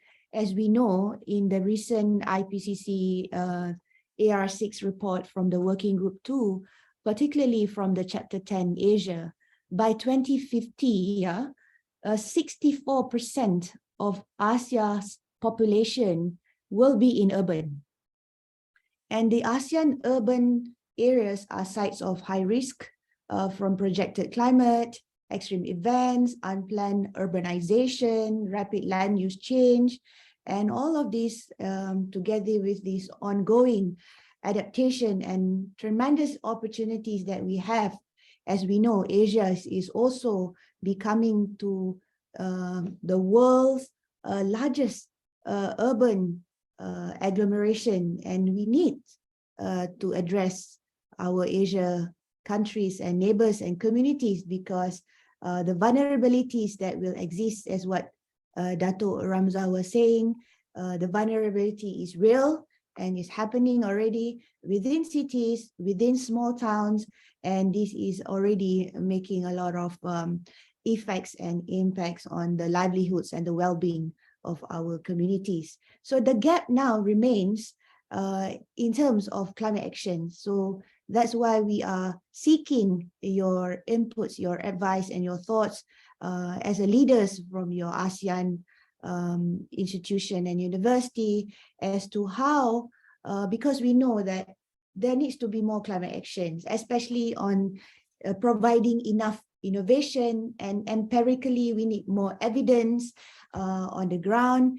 We need to move more now towards not just planning for adaptation, but we need to make sure that what we have planned becomes an adaptation outcomes in a holistic and effective manner. So maybe I'd like to ask Prof. Joko your thoughts on this, because you mentioned a lot and you share a lot of your experiences on the adaptation that has been carried out already in Indonesia. And in fact, we are also learning from Indonesia on a lot of this knowledge that you have shared with us on adaptation, especially at the community level. What are your thoughts, Prof. Joko? You mentioned just now, right? We need to work, we need to network with our partners, with our communities. How are you pursuing, promoting, in working together with the communities, with the stakeholders in maximizing and optimizing positive impacts of your climate actions on the lives of the people that were or are going to be affected by these impacts of climate change? Thank you, Madam Moderator. I think I would like to start from the statement I said before, that addressing the climate change issues, especially adaptation in Indonesia, we cannot separate between climate change factor and non-climate change factors. For example, in the coastal areas, actually the rate of land subsidence is much higher than rate of sea level rise. Land subsidence in Semarang, in Jakarta, up to 10 centimeter per year, as we know that global sea level rise, I think, between 3 to 7 millimeter, 0.7 centimeter. So if we compare that, is quite a lot the difference. As well as, for example, when we look to the major problem of flood, I think we could have research actually whether climate change cause is what is higher or the climate change factor, whether is more dominant than land use factor, for example, and we found that actually land use change upstream actually contributing more important, more dominant than of course probably at least similar with the extreme rain, for example, like this. So understanding that the root of the problem. So we always work when we do the assessment from the national level, provincial level, local government level, or community level. We always applied the very intensive consultation stakeholder. So and then also involving the local universities. So we IDB in Bandung, right? So whereas Indonesia is quite wide, so of course we cannot do everything from Bandung. So we also try to always involve local universities in the part when we work in the area, yeah, like Papua, for example. We also involve Papua University, something like this. When we do in South Sumatra, we also involve Sriwijaya University, for example, like this. And then, as I mentioned before, yeah, building network with the political actor is also key, I think, because after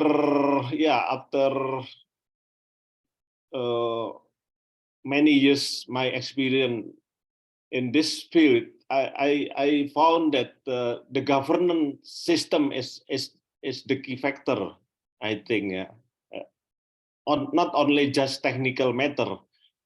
Like addressing the impact of climate change is easy one, easy a quote. I think still need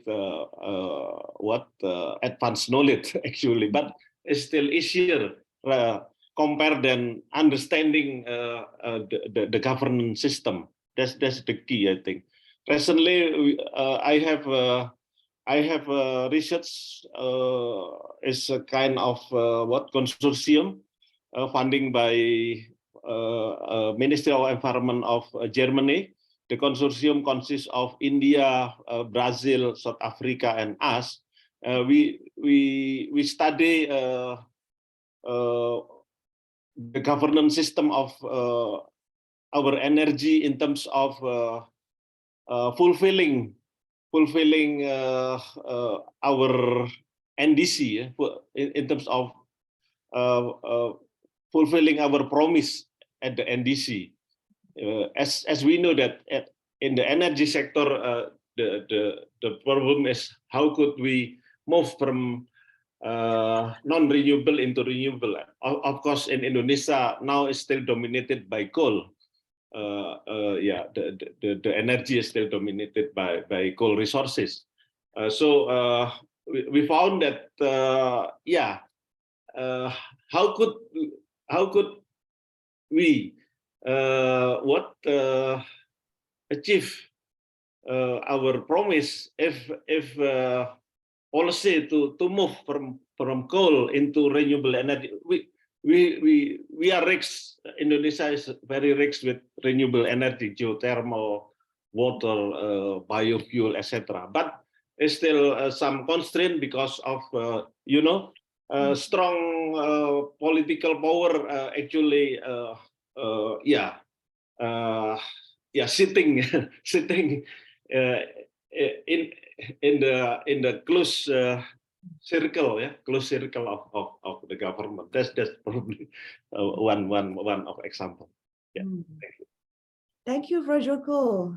Yes, this is the reality that we are all also share with you, and how to tackle in the best manner with the political actors, especially in the governance aspect, as you mentioned, and as you had already nicely stated, that it is easier to do the science, right? Although you mentioned that the next to do the advancing of the knowledge but dealing with the governance is another ball game, and that has what the point of connecting science to policymakers has all been highlighting all these years, especially now in the context of climate change, where it is not only just a global issue, but also a local issue that we all have to embrace together. So I feel that the point that you have highlighted goes back to what Datuk Ramza, in the beginning, Datuk Ramza already mentioned about this will to do this transferring and dissemination of addressing climate impacts, especially from the ivory tower to the local communities and local stakeholders. Maybe Datuk Ramza, would you share with us, continuing to the good words of Prof. Joko, especially on how best are you managing, or how best are you working in partnerships to maximize or optimize the positive impacts of climate actions, especially on the lives of the people that matters the most as a result of this? Datuk Ramza?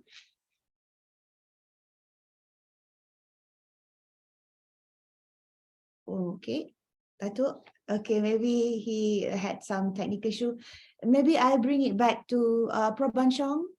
Would you like to take on this? You have already mentioned many wonderful examples of Mahidol University and how it is being translated to local action. How do you move forward even more now, furthermore, like empowering all the activities that you have conducted and carried out together in sharing the climate actions with the local community, especially those who are most vulnerable and affected? Well, I think as the institution of higher education, I think we have to understand that this has been mentioned in several society, mentioned about our futures, our global futures. We understand that everyone, every country, every society want to have prosperities. But actually, the prosperity is the positive to the people. But how we can have more prosperity? We have prosperities by increasing business issues, several things of the business, and also consume a lot of resources. The prosperity we need should not compromise anything of the resources that we think about the sustainability. What happened at this moment? In the business community, they try to increase the demand of the customer, which is more than needs of the people. And this will consume a lot of resources, and the speed of using the resources more than recovery. This will cause trouble in the future. It compromises to the recovery of the resource. And another one is create negative impact to the planet as the waste increasing, pollutions, climate change, greenhouse gas increasing. This is the negative to the planet, and also indirectly or in the long term will affect people. Most of the time, the UN SDG mentioned is external force, external activities to enhance any project in 17 SDG goals. But one thing that I think is very important and missing is inner drive from people. Inner drive from people. We have to understand that if we slow down the speed of consumption of the resources, this will create more sustain to the planet. So I think last week I came back from University of Cape Town. In South Africa, they have philosophy so-called Ubuntu, U-B-U-N-T-U, Ubuntu. The concept is that anything they try to do, they have to think about other people, other society, to make it, to not compromise to other people, to not to damage to the environmentals. This is very impressive. It is a inner drive to teach new generation anything, any initiative, they have to think about other people, our environments, to be more sustained in the futures. And this philosophy is very similar to Thai people that has been advocated by late King Bhumibol, the King Lama IX, of sufficient philosophy. We have to think about how can we create prosperity without compromise of the resources that is the right of our next generation to utilize. Just make it effectively, more than not too much exploit the resources, use it appropriate, effectively, so that it can have time to recover. This will not compromise the futures of our next generation to have resources to be utilized in their next generation. Another thing is that anything that you try to increase prosperity, you have to think about the negative impact to the planet. Using clean energy, using some renewable energy, using some kind of, let's say about circular economies, not to let the waste increasing, make use effectively as a circular economy. This is why our government mentioned about the project of BCG, biodiversity, circular economy and green economies. Biodiversity with the living organism, if we do not destroy them, they can recover. They can also create more and more renewable some product to us. For circular economy, we utilize resource appropriate, minimize the waste, and effectively for the consumption of the resources. And green university, thinking about the harmful to the planet, minimize the greenhouse gas emissions, try to resolve this. This will create more sustainable for the society. Mahidol University comply to that of the government policy of BCG policy. And also we implement the concept of sufficient philosophy from late King Bhumibol. We teach our students, we inspire them what the King Bhumibol mentioned about this as a policy for Thai people to make it more sustainable future. This is all Mahidol try to advocate. Thank you. Thank you so much, Professor Banchong. Yes, you have answered this question by linking it to the concept and the elements of prosperity for all. Prosperity to the people should not compromise, thinking about utilizing the resources in a sustainable manner. And the important element that you felt that was missing, that was the inner drive from the people. And the two concepts, two philosophy that you mentioned from South Africa, Ubuntu, and also from the late King Rama IX, sufficient philosophy definitely will be in our hearts and in our minds of this climate webinar series number 2. And like what the late Mahatma Gandhi, I just think that all of this is related to what he had mentioned, that the world is actually enough for everyone's need, but not for everyone's greed. So this is so in line with what Professor Van Chong also shared with us on the philosophy of the sufficient philosophy and also Ubuntu. So Dato' Ramza, we missed you, and we thank you that you managed to return to us.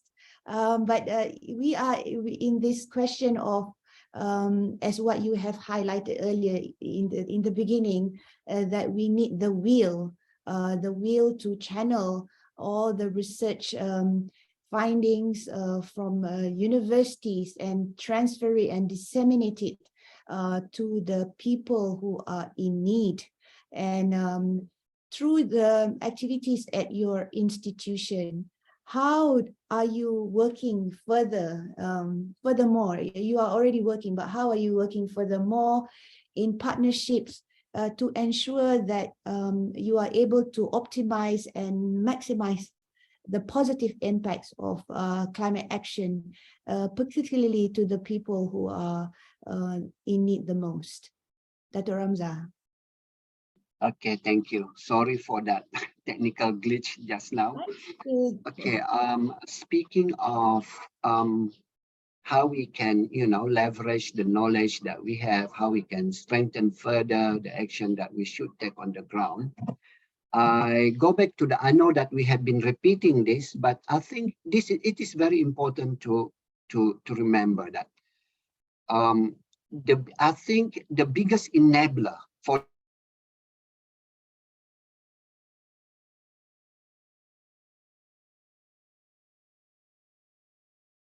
Dato' Ramza?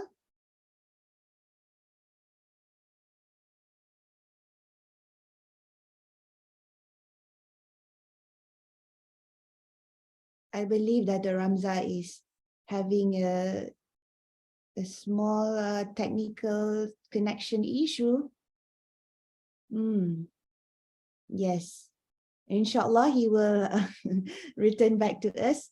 But due to the time that is moving so fast, perhaps landscape architect James, you would like to follow through this question while Dato' Ramza return to us. Thank you, Prof. Sharina. Yes. So to answer your question, as a public service university and one that is expected to lead on that particular aspect, we have always recognized and valued participation in the success of initiatives. That is why, as shown in our presentation earlier, the implementation of policies and programs commonly include dialogue and also active partnership with the sectors of the community that have a stake on these initiatives. In a way, this is keeping in line with the general theme of, if I may, climate justice, because addressing climate change is, of course, cliche as it may sound, everyone's concern. But there are also sectors in our community, in our society that are more affected compared to others. And sometimes those that contribute to climate, to the worsening climate change situation are not necessarily the ones that also suffer more from these impacts. Of course, we all know that being from the ASEAN, being more vulnerable to many of the different negative environmental conditions brought about by the climate change. So even in the local level and our campus community, that is what we are trying to do. We know that we cannot succeed in our initiatives if we just try to force it or just lay it down to the communities without them also realizing or understanding that they are also part of the solutions to the different concerns related to the natural environment and climate. So, and that we will all benefit from our concerted effort towards addressing these types of concerns at the local level and ultimately, of course, at the regional and even our national level. Wow, thank you so much, landscape architect James. You bring another important point that is now very widely discussed on the climate justice as part of building towards climate resilient development pathways I have to totally agree with you on that point that you have highlighted. And I wonder if Dato' Ramza is able to return to us. I'm looking at, but I do not see him on the line yet. This is so unfortunate because he wanted to share with us on his biggest enabler. But nevertheless, we shall go on, proceed with our, probably is going to be our final question before we will open it to question and answers to our fellow audience. Maybe this question, because I think Professor Benchon just now, in the second question, you shared with us about how Mahidol's University is moving towards 920 Benchon. And this is so important because this is embedded in the policy statement of the university. And I just want to link it back to a journal article that I have read recently on climate emergency in the United Kingdom University Declaration and their role in responding to climate change. As we are aware that in 2019, the University of Bristol became the first university in UK to declare a climate emergency. And then it was followed by 36 other United Kingdom university. So now we would like to bring this back home to ASEAN, home to where we belong in the ASEAN countries. And the question is to know about all of these policies that are being made and implemented and practiced at different ASEAN university and ASEAN institution. They have three possibly main purpose, I see, like through the sharing of Prof. Banchong, Prof. Joko, Landscape Architect James, and also Dato' Ramza. I see that the point that we are highlighting is on the need to demonstrate the activities, not just as to promote, not just as promotional statements on what our institution or what our university is doing in addressing the climate change impacts and issues, but is also to present as a collective voice that is holistic, not just from the university, but it encompasses a wide range of stakeholders and communities. And it is also a sense of, a commitment from the universities to action. So the point that I would like to seek from Prof. Banchong and all of our honorable panelists is from the ASEAN universities or institution, what are your thoughts on this? How are we moving up, particularly since all of us are from the Southeast Asia region? How are the university moving up to this challenge in coming together as a collective voice? Because from our individual institution, we are doing already all these wonderful actions and initiatives. But now we would like to scale it up at the ASEAN level, or even from the Southeast Asia perspective. How are the university able to come together in addressing this? Perhaps in I'm not sure if this is feasible, but I think this is something that is possible, and this is what we hope for. Perhaps as a policy to address climate change in a more collective sense. Prof. Janchong, could you help us on this? Thank you. I would say that the any university, any society raise up some initiative or some asking for collaboration, it is a good thing for us. And I think the final or ultimate goal is very similar. It's very similar. But actually, we also face with some of the local issues, which have more priority to solve first. And any call issue that we have similar with others, we can join with them. We can join with them. Any trouble that we have expertise, we use our expertise to resolve the problem first, and using our expertise to join or collaborate with others as a wider spectrum. We also learning from a collaboration with other universities, with other network, to bring the good practice in any issue that can resolve our trouble as in ASEAN regions. So I think for us in the ASEAN institution, we will have very similar trouble among ASEAN university. We can firstly join together in ASEAN and seeking for our expertise, using our good practice among ASEAN countries to share the knowledge to others in UK or in other societies. And also we bring any initiative that effectively with similar trouble with ASEAN to implement in our countries. This is my opinion, to tackle and to collaborate with others, a network with other societies, and we will benefit mutually among ASEAN and also others regions. This is my opinion. Thank you, Professor Banchong. So again, the keyword here is collaboration and continuous networking and widening our learning spectrum. As you have mentioned, Prof. Banchong, in fact, we cannot deny, it is undeniable that the issues that we are facing are more similar than what we imagine it.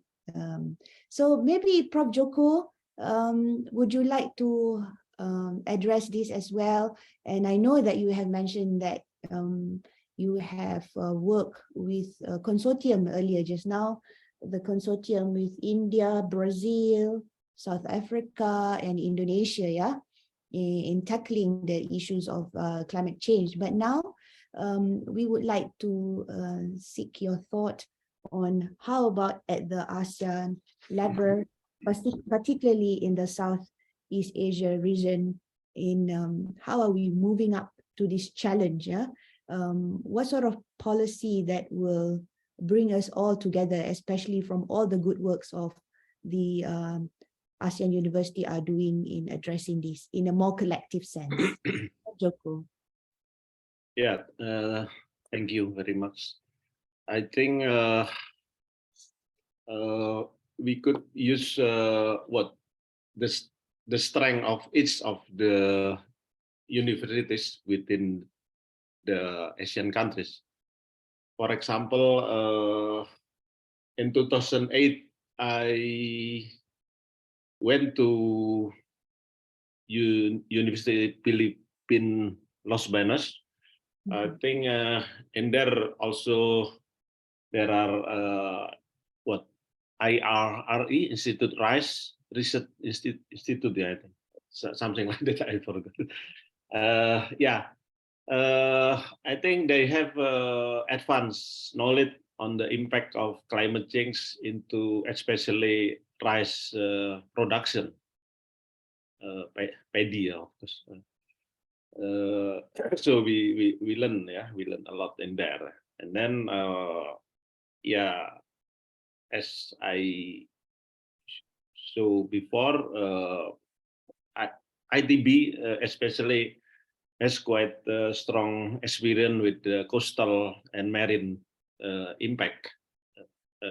I mean, climate change impact on coastal and marine.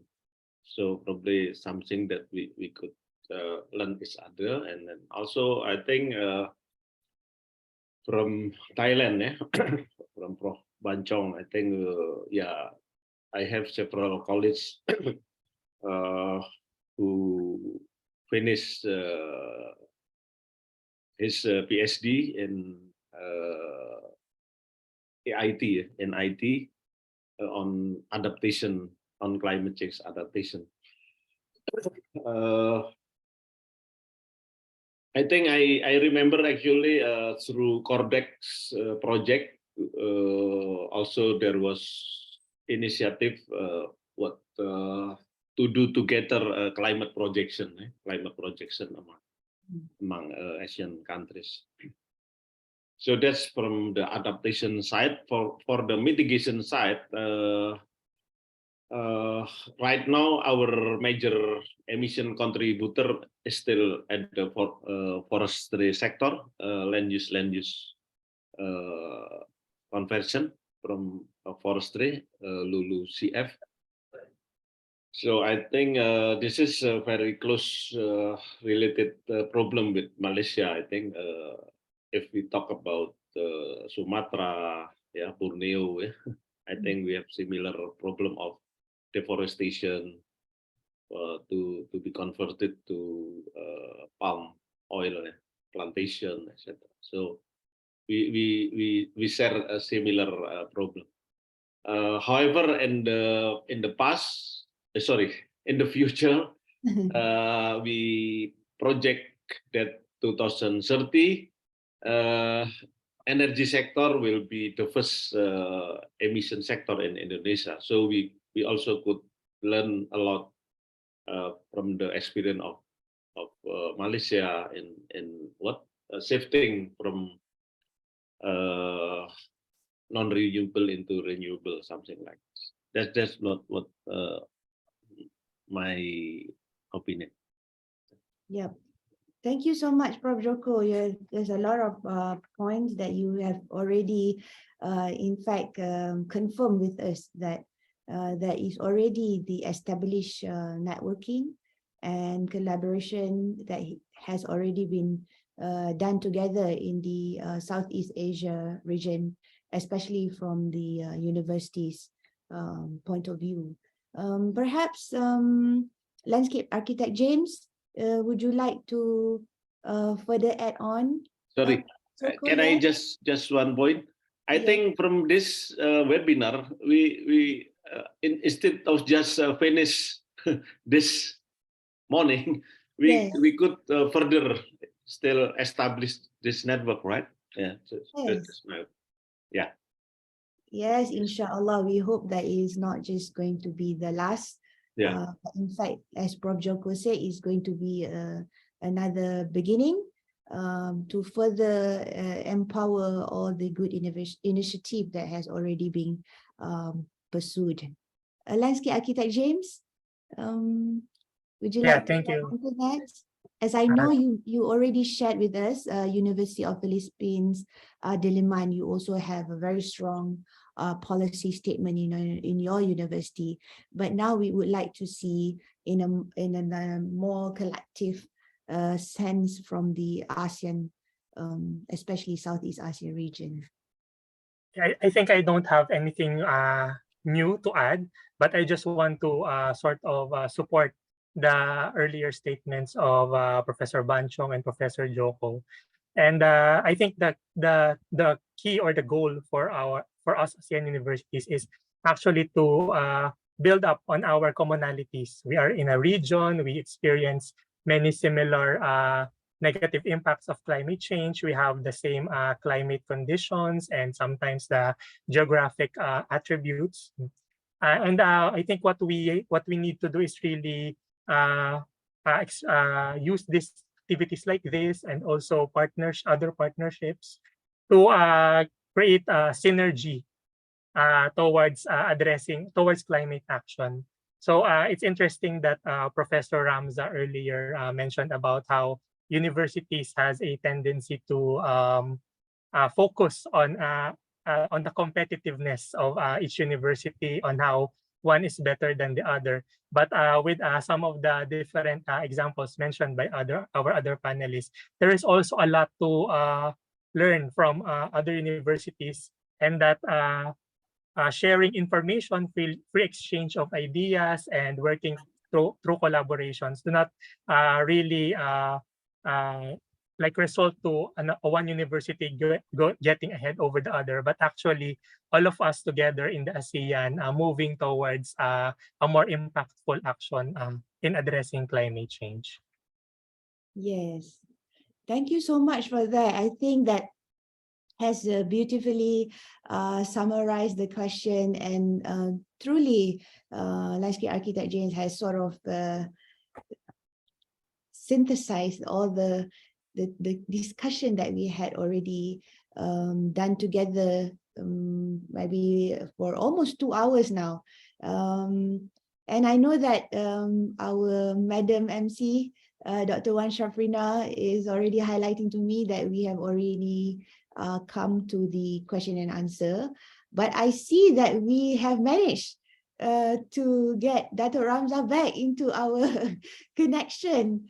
Dr. Ramza, would you like to continue? No, I on your think we thoughts? just proceed with the question and answer, because I will be repeating the same things. I think we have covered quite extensively the question on the climate change and how the university should play its roles. I'm very sorry. We have problem with electricity in my area, and apparently when it is black out, even the internet is gone. I don't understand this. I see. Very. Just for the Sorry to know information this. of my fellow panelists, I'm live streaming from Sabah, Malaysia, which is the most marginalized or the most underprivileged region in Malaysia. So this would be understood. Thank you. I'm so sorry, Dr. Ramza, but we are so blessed that you managed to persevere and Yes. be with us online. Yes, perhaps later on, Dr. Ramza can finish his thoughts on the biggest enabler. But as you kindly mentioned that we should continue to the question and answer session, I see that in our question and answer box, we have one question from industry player. Okay, and the question is, just wonder, okay, is there any standards or reference or tool perhaps, yeah, for us to adapt for the operational purposes in handling climate change? Because all this while we are using standard values and references established by international community. And sometimes these standard values are deviated from our local values. Universities should take up this task and establish local standard for all measurements and observation related to climate change issues. If not, integrity of findings is questionable. So I open it to all our honorable panelists on whether there is a standard or reference or tools to adapt for the operational purposes in handling climate change. For Banshong, I see that you would like to answer this. Well, thank you. I think higher education has about respect by the society, because we have scholars, we have the truths to inform the society. We have no any bias or has a conflict of interest.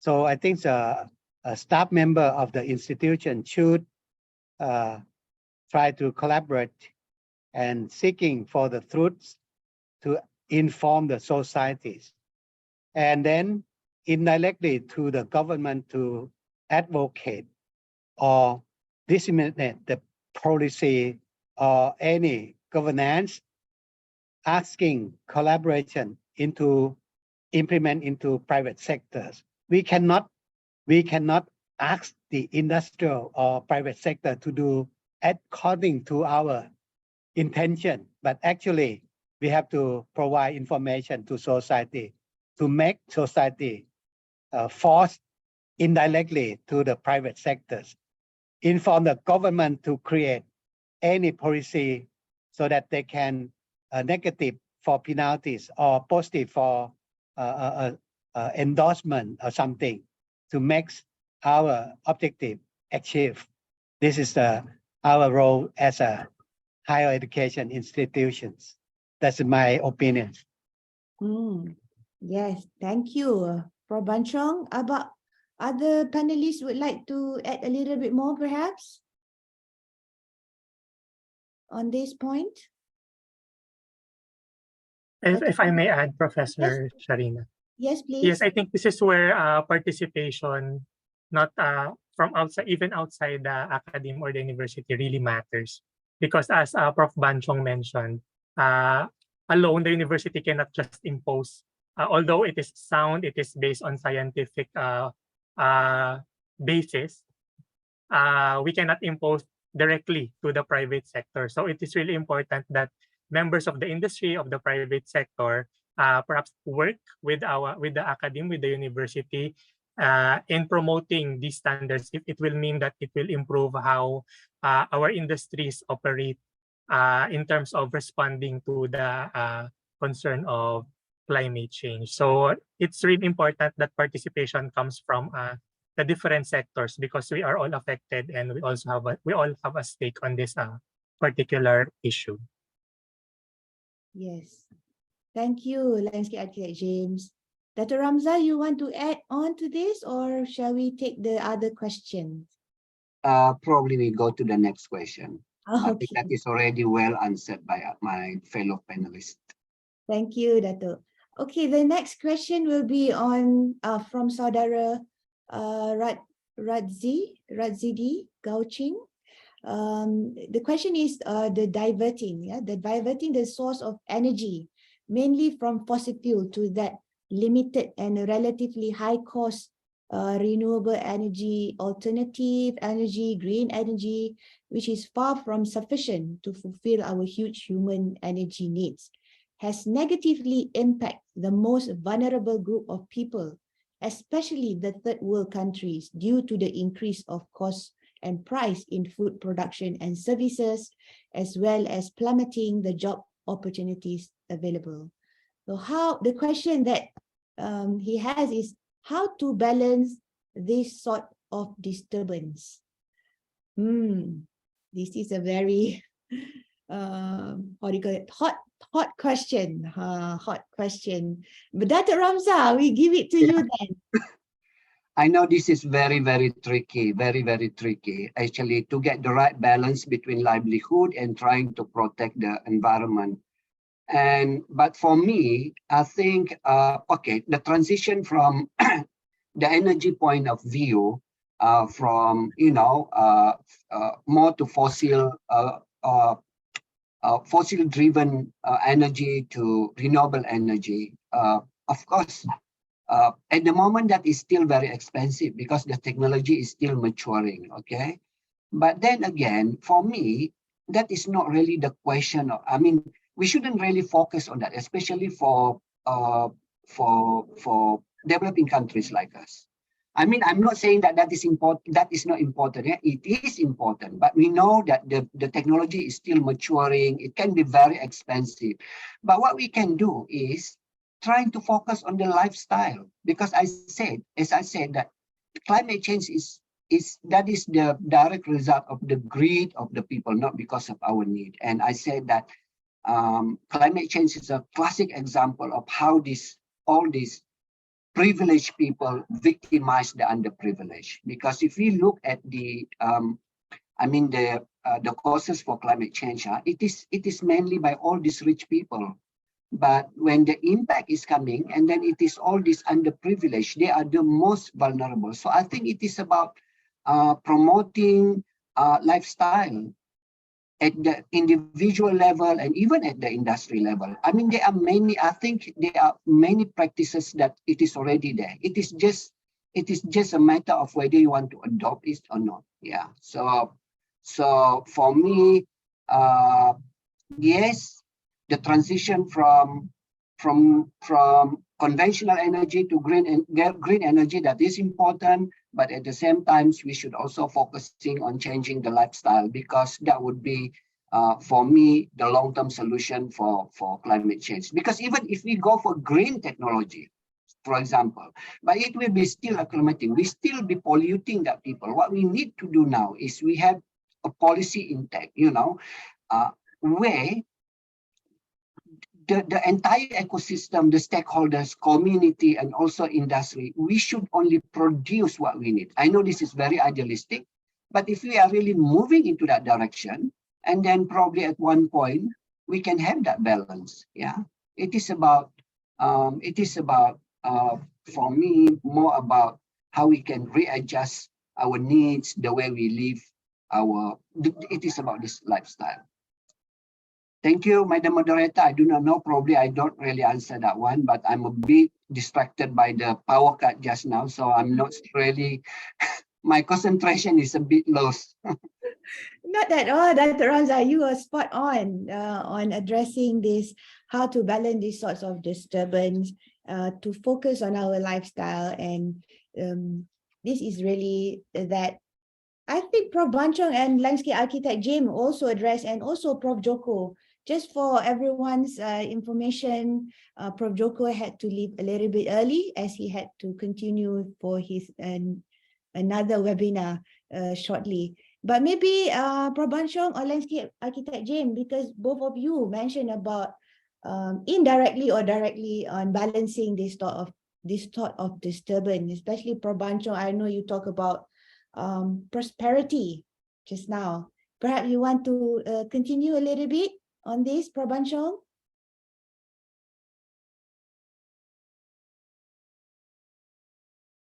Firstly, thank you. I think as you mentioned about this world is enough to live, but not enough for greed.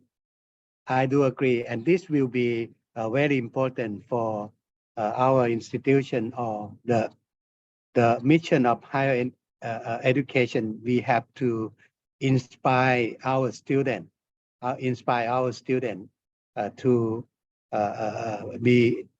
have integrity and responsibility to the societies, not just only the knowledge, but responsibility and understanding about the future problem. We have to live together, otherwise we cannot be live. We will be extinct. And anything for the development or initiative, we have to think about responsibility as philosophy from South Africa, Ubuntu, any initiative, we have to think about the future effects of the community, the future effects for the society. This is the way, not just only teaching the knowledge, but also teaching their integrity and responsibility to our students, because they will be the leader in next generation. They will be the change agent for the society, and they will be the one who take care for the futures of our society. That's the meaning of higher education, which is very important to emphasize. So thank you, Prof. Banchong. And because of that point on the future generation and Landscape Architect J, I cannot but not ask you, because you shared just now when you showed us the map of the Google and where the location of your university, and it seems, as you say, that that is the little left of the green lungs in your area. So this is so pertinent, and I'm sure you can answer this balancing this sort of disturbance. Yes, I think this is really a difficult question to answer, as what our co-panelists mentioned. But I think it also brings to focus the role of universities as centers of critical thinking. That the university is a safe place to think outside the box and also to question the things that we see around us. And so when we talk about, for example, green energy, is it really something that has a big impact on addressing climate change, or by imposing it to the people and putting it in conflict with the livelihood of the communities? Is it something that actually pulls the climate action a step back? So I think that is one important role of the university. While we may not always know the answers, while we may not always have scientific basis ready, it is an important avenue for discussion and also for exploring solutions that are not readily available or maybe outside the box. And also, I would also like to mentioned, especially in the case of us, national universities, we should also use that special position in also trying to push for the welfare of the people in the different policy making activities of our national governments, because we are already in that position where they are consulting us, where we are providing them technical assistance. So we should push for the people's agenda and for the welfare of the people in the things that, in the way we do research, in the way that we educate our future leaders of this nation. Thank you so much. I hope we have managed to answer that question. By Landscape James Architects answer and all, Prof. Bancho and Dr. Ramza. I believe that time is really moving so fast now, and we are heading towards afternoon, 12 o'clock. But I see that we still have a question from our dear viewer. And the question is, do you think, to all panelists, do you think that we are already in line with Sustainable Development Goals? Yeah, this is a very big question that all of us have to answer as we are moving towards 2030. Who would like to go first?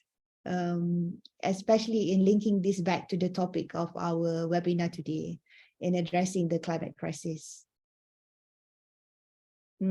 Well, let me start. Dr. Ramza, I like your spirit.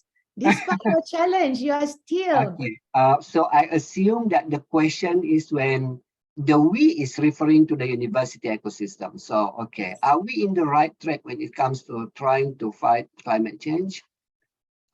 This is only my personal view. I hope that I'm not going to offend anybody, but I don't think that we are in the right track at the moment in the university. You see, we are focusing so much when it comes to climate change and mitigation. If we look at the research that we are doing, it is focusing so much on two elements. One is the mitigation and one is the adaptation. Mitigation, we all know it is about trying to fulfill the our obligation to the international community, where we need to reduce our carbon emission by, having all that strategy. I'm not saying that is not important. It is important. We should do that. Okay, fine.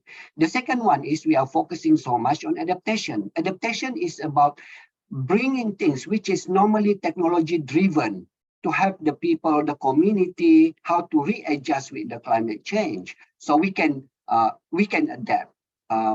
I think that is also good. I'm not saying that mitigation and adaptation we should not continue doing. What I'm trying to say that there is another element that we should really focusing, because for me, that will really empower the community how to deal with climate change.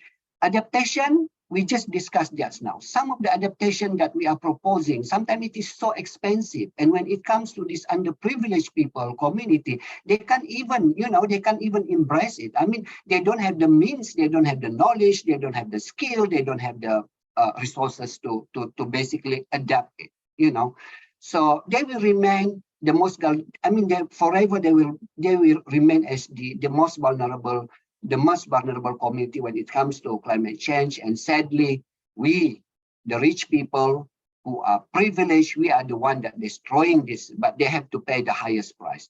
Now, what I think that the university all over the world should now focus, in fact, I can see that some of the university in the Western country, in UK, in US, they are already focusing on resilience.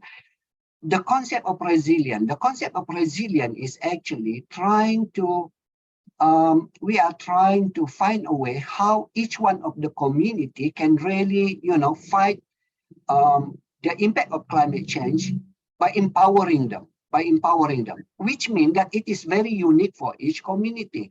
For example, in Sabah, we have many indigenous community in Sabah, and they are now threatened by flood and also by this drought. And those who are living in the coastal area, they are facing more the high level of the rising in sea level. Now, if we look at the traditional practice that they are using all these years, there are some that we can actually enhance that and ask them that you should keep this kind of livelihood. You get what I mean? And that will basically protect you from the climate change. For example, in Sungai Kinabatangan is one of the river in Sabah. There have been flooding all actually back to even 1960s. There is already flooding, but not as big as now. And the reason why the impact now is much, much bigger, because they already changed the design of that house from the traditional one with very, very high, what they call it, the kolong, the very high pillar up from the ground, and now they are making it modern. And that is why they are severely affected by the flood, because they change the way they do things. That is only one example, but actually there are many, many other indigenous knowledge that is unique to each community and where the environment that they are living in. If we revive that practice, if we empower them, that they actually already have the knowledge how to live harmoniously with the changing world, and I think that would be good. And university should lead this kind of initiative, trying to revive this traditional knowledge and empower that community to use that as the weapon against the impact of climate change. Sorry, it's a bit long. Thank you. No, not at all, Dr. Ramza. I think you are going to bring us back to another webinar, I think, on utilizing indigenous local traditional knowledge in addressing and coping with climate change, especially in building climate resiliency or climate resilient development pathway. But thank you for that, Dr. Ramza. But I see Probanchong, you raise your hand. Probanchong, please. Thank you. I think we have to understand in the past that MDG from UN, Millennium Development Goals, which has 8 goals. This goal has implemented as a top-down, focused in certain problem, especially for the global South has problem, and mainly for the well-being, not talking about higher education, not talking too much in sustainability. And they have a community of the world, the society that concerned about the climate change, about some problem of the pollutions and several things that propose about 3 P, people, planets, and prosperities. And then as the UN bring out the issue in 2016 to 2030 and try to extend from MDG into SDG, which they asked 2 more P. 2 more P is peace, because otherwise if the country have no peace, they have no concentration to do things other than fighting together. And another one is partnership. We cannot compete with complexity by isolation. We have to collaborate. So the partnership is very important. This brings 2 P, add on to the former 3 P of the group that mentioned about our futures. So this is a SDG come from 5 P. And from 5 P, they have a subset on each of the P, 5 SDG for each of the 3 P. And then another 2 add up P as peace and partnership is compulsory, and bring the issue into higher education institution, which is very important. They understand that the higher education institution is the center of knowledge creation, center for global networking, center for training the future leaders, training the change agents. So this comes higher education participation to the SDG goal. And as our former panelist mentioned, the global issue of climate change is portion of the SDG goals. So climate change is portion or some sectoral part in SDG. If we focus in climate change, it will be some portion of the sustainable development in the futures. Today, we mentioned about the climate change. We mentioned adaptation. We mentioned about mitigation. It's only part of the SDG. However, each institution has their own strength, has their own niche. We do our responsibility to utilize our strengths and comply to that of certain goals of SDG. If every institution doing some goals creates achievement, small achievement, together, cumulative, it will do much better for our global. So we cannot achieve every goal of SDG. We cannot achieve everything, but we do something. We do something for SDG. Utilize our strengths. Like Mahidol is very strong in life science and medicine. We do our strengths. We use our strengths, create well-being. Let's up capacity building of our neighboring, like in CLMV countries. We help support the knowledge in health science, knowledge of public health, the knowledge in medicine, facilitate them, bring our expertise to support, utilize our facility to support any research that we can collaborate with our CLMV countries to strengthen up well-being in nearby or neighboring country. If we can support our neighboring country, that will indirectly support ourselves, because migration of the people, they disseminate of the diseases. If the neighboring countries has well-being and can have a better control of infections, our country in Thailand also benefit that. So this is my opinion, that we try to comply to SDG in certain goals more effectively in our strengths. But other, we can contribute something, contribute little, but anyway, we are aware of that. This is my opinion. In summary, that if every institution try to comply with SDG, try to adapt to climate change, try to mitigate in certain conditions, we can cumulatively affect the global issue for better globals, better sustainability for our global condition. This is my opinions. Thank you. Thank you, Prabanchong. Again, I cannot reiterate enough all our wonderful honorable panelists, Prabanchong, Dr. Ramza, landscape architect James, and also Prof. Joko. That especially what Prof. Banchong was saying just now really complements to what Dr. Ramza is already saying, and I'm sure what landscape architect James, do you feel that is any burning additions to what has already been emphasized by Dr. Ramza and Prof. Banchong? I know that we are now a little bit exceeding our noon time, but I cannot but give a chance to landscape architect James if there's any burning thoughts that you have before we pass it over to our dear MC, Dr. Wan.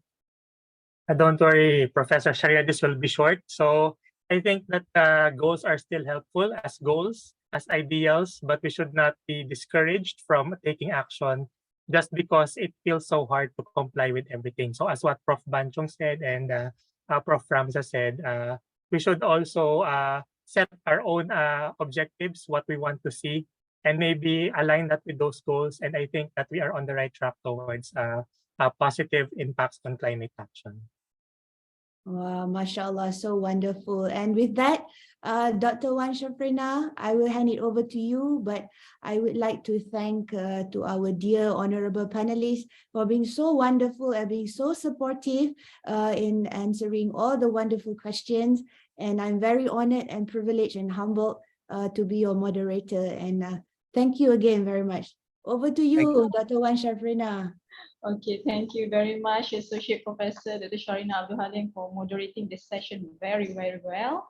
Of course, our greatest appreciation goes to all distinguished panelists for such an inspiring discussion. That was totally a great sharing of best practices from everyone. So I hope that it will bring back the best practices shared by the panelists in facing the greatest challenges in fighting the climate change. With that, I would like to invite Mr. Azur Izam Hamza, Deputy Director, Center for Leadership, Sustainability, AKEPT, to close today's webinar. Please welcome. Bismillahirrahmanirrahim. Peace be upon you. Thank you, Dr. Wan Shafrida.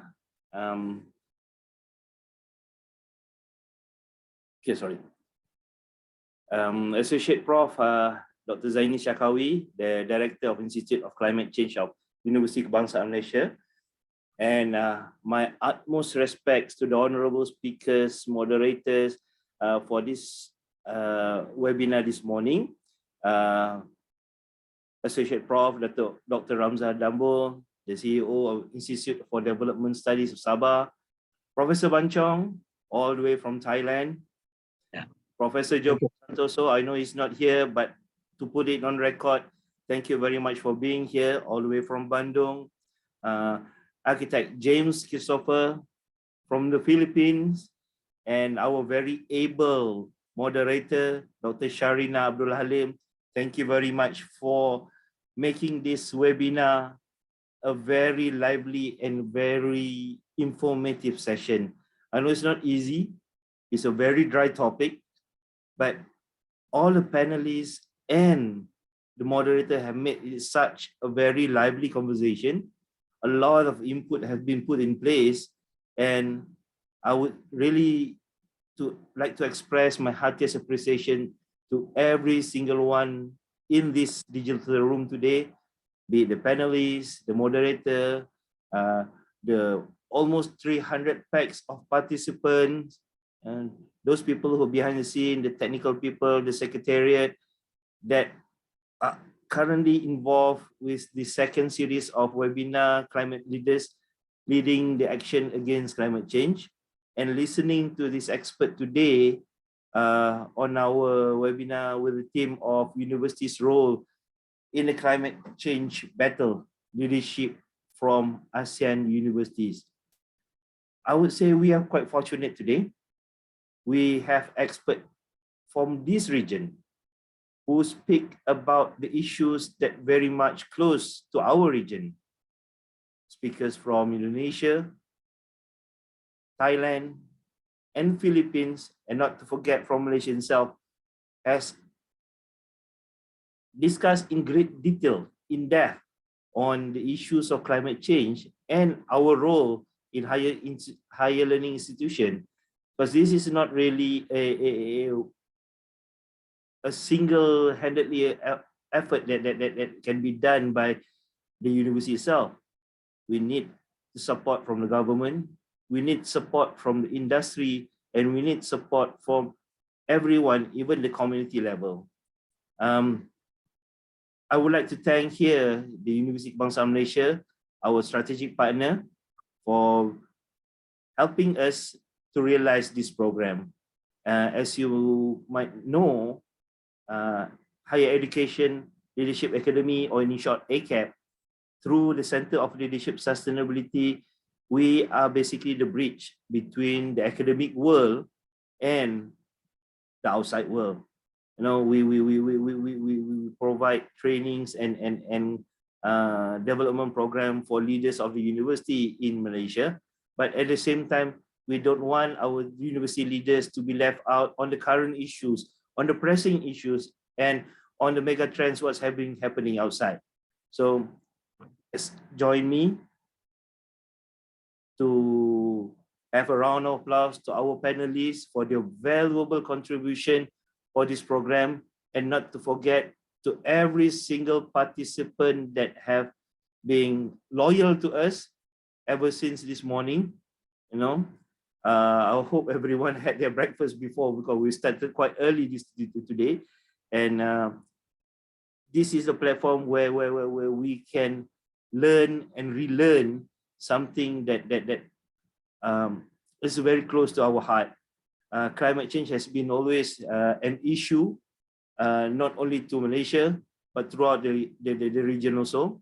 And as the ASEAN State of Climate Change report reveals that ASEAN understands the urgency of the climate crisis and will make it more ambitious effort to contribute to solutions by redesigning regional and national policy.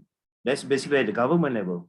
But as for the higher education institution, we are here to make sure that the policy is being echoed down, being translated through our roles. And as a short call from the first series of the webinar, which held in the last October, the first series had highlighted that the matters related to sustainable development from different perspectives and across varieties of audience and experience from the empirical researchers, practical projects, teaching methods being deployed all around Southeast Asia are being shared. And today, it is being amplified by having our panelists in-house today. Thank you very much, dear panelists. And ladies and gentlemen, before we go, as the organizer of this program, we hope that the knowledge shared today by the panelists and with the questions asked by the participant will be a great platform for us to not only listening, but also to escalate the knowledge and also the inputs that we received today. And I believe this was mentioned also earlier by our panelists, that we hope this sort of initiative does not end here. And I'm pretty sure in AKEPT, this will be a very high in our list to continue to support the climate change issues, especially in the perspective of higher education. And ladies and gentlemen, last but not least, once again, before we depart, I would like to convey my special thanks again to all the participants and moderator, the panelists, the hardworking co-organizer, the Universiti Kebangsaan Malaysia, and our team from AKEPT, especially those who are running the job behind the scene. My deepest thanks are, of course, reserved for the committees for their priceless contribution in running the smooth event. Till we meet again, Ramadan Kareem.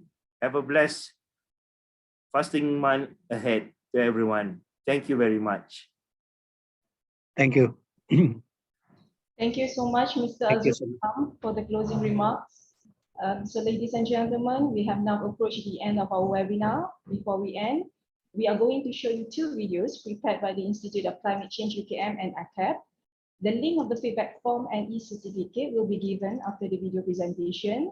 Please kindly fill in the feedback form upon leaving the webinar. Once completed, you will receive your e-certificate. For those watching live streaming via Facebook, the link for the feedback form will be shared soon. On behalf of the organizer, we would like to thank the panelists today for their cooperation and also the moderator in realizing today's event. Not forgetting the International Office of Local Universities, UKM Global, partner universities across the globe, and also the technical team from Institute of Climate Change UKM and Center for Information Technology UKM for the technical support. Once again, thank you for your time, and we hope to see you again in our future webinars. Thank you very much. Terima kasih. Kopun, maraming salamat, muchas gracias, and CSC. Till we meet again. Stay safe. Thank you. Thank you. Thank you so much. Thank you so much.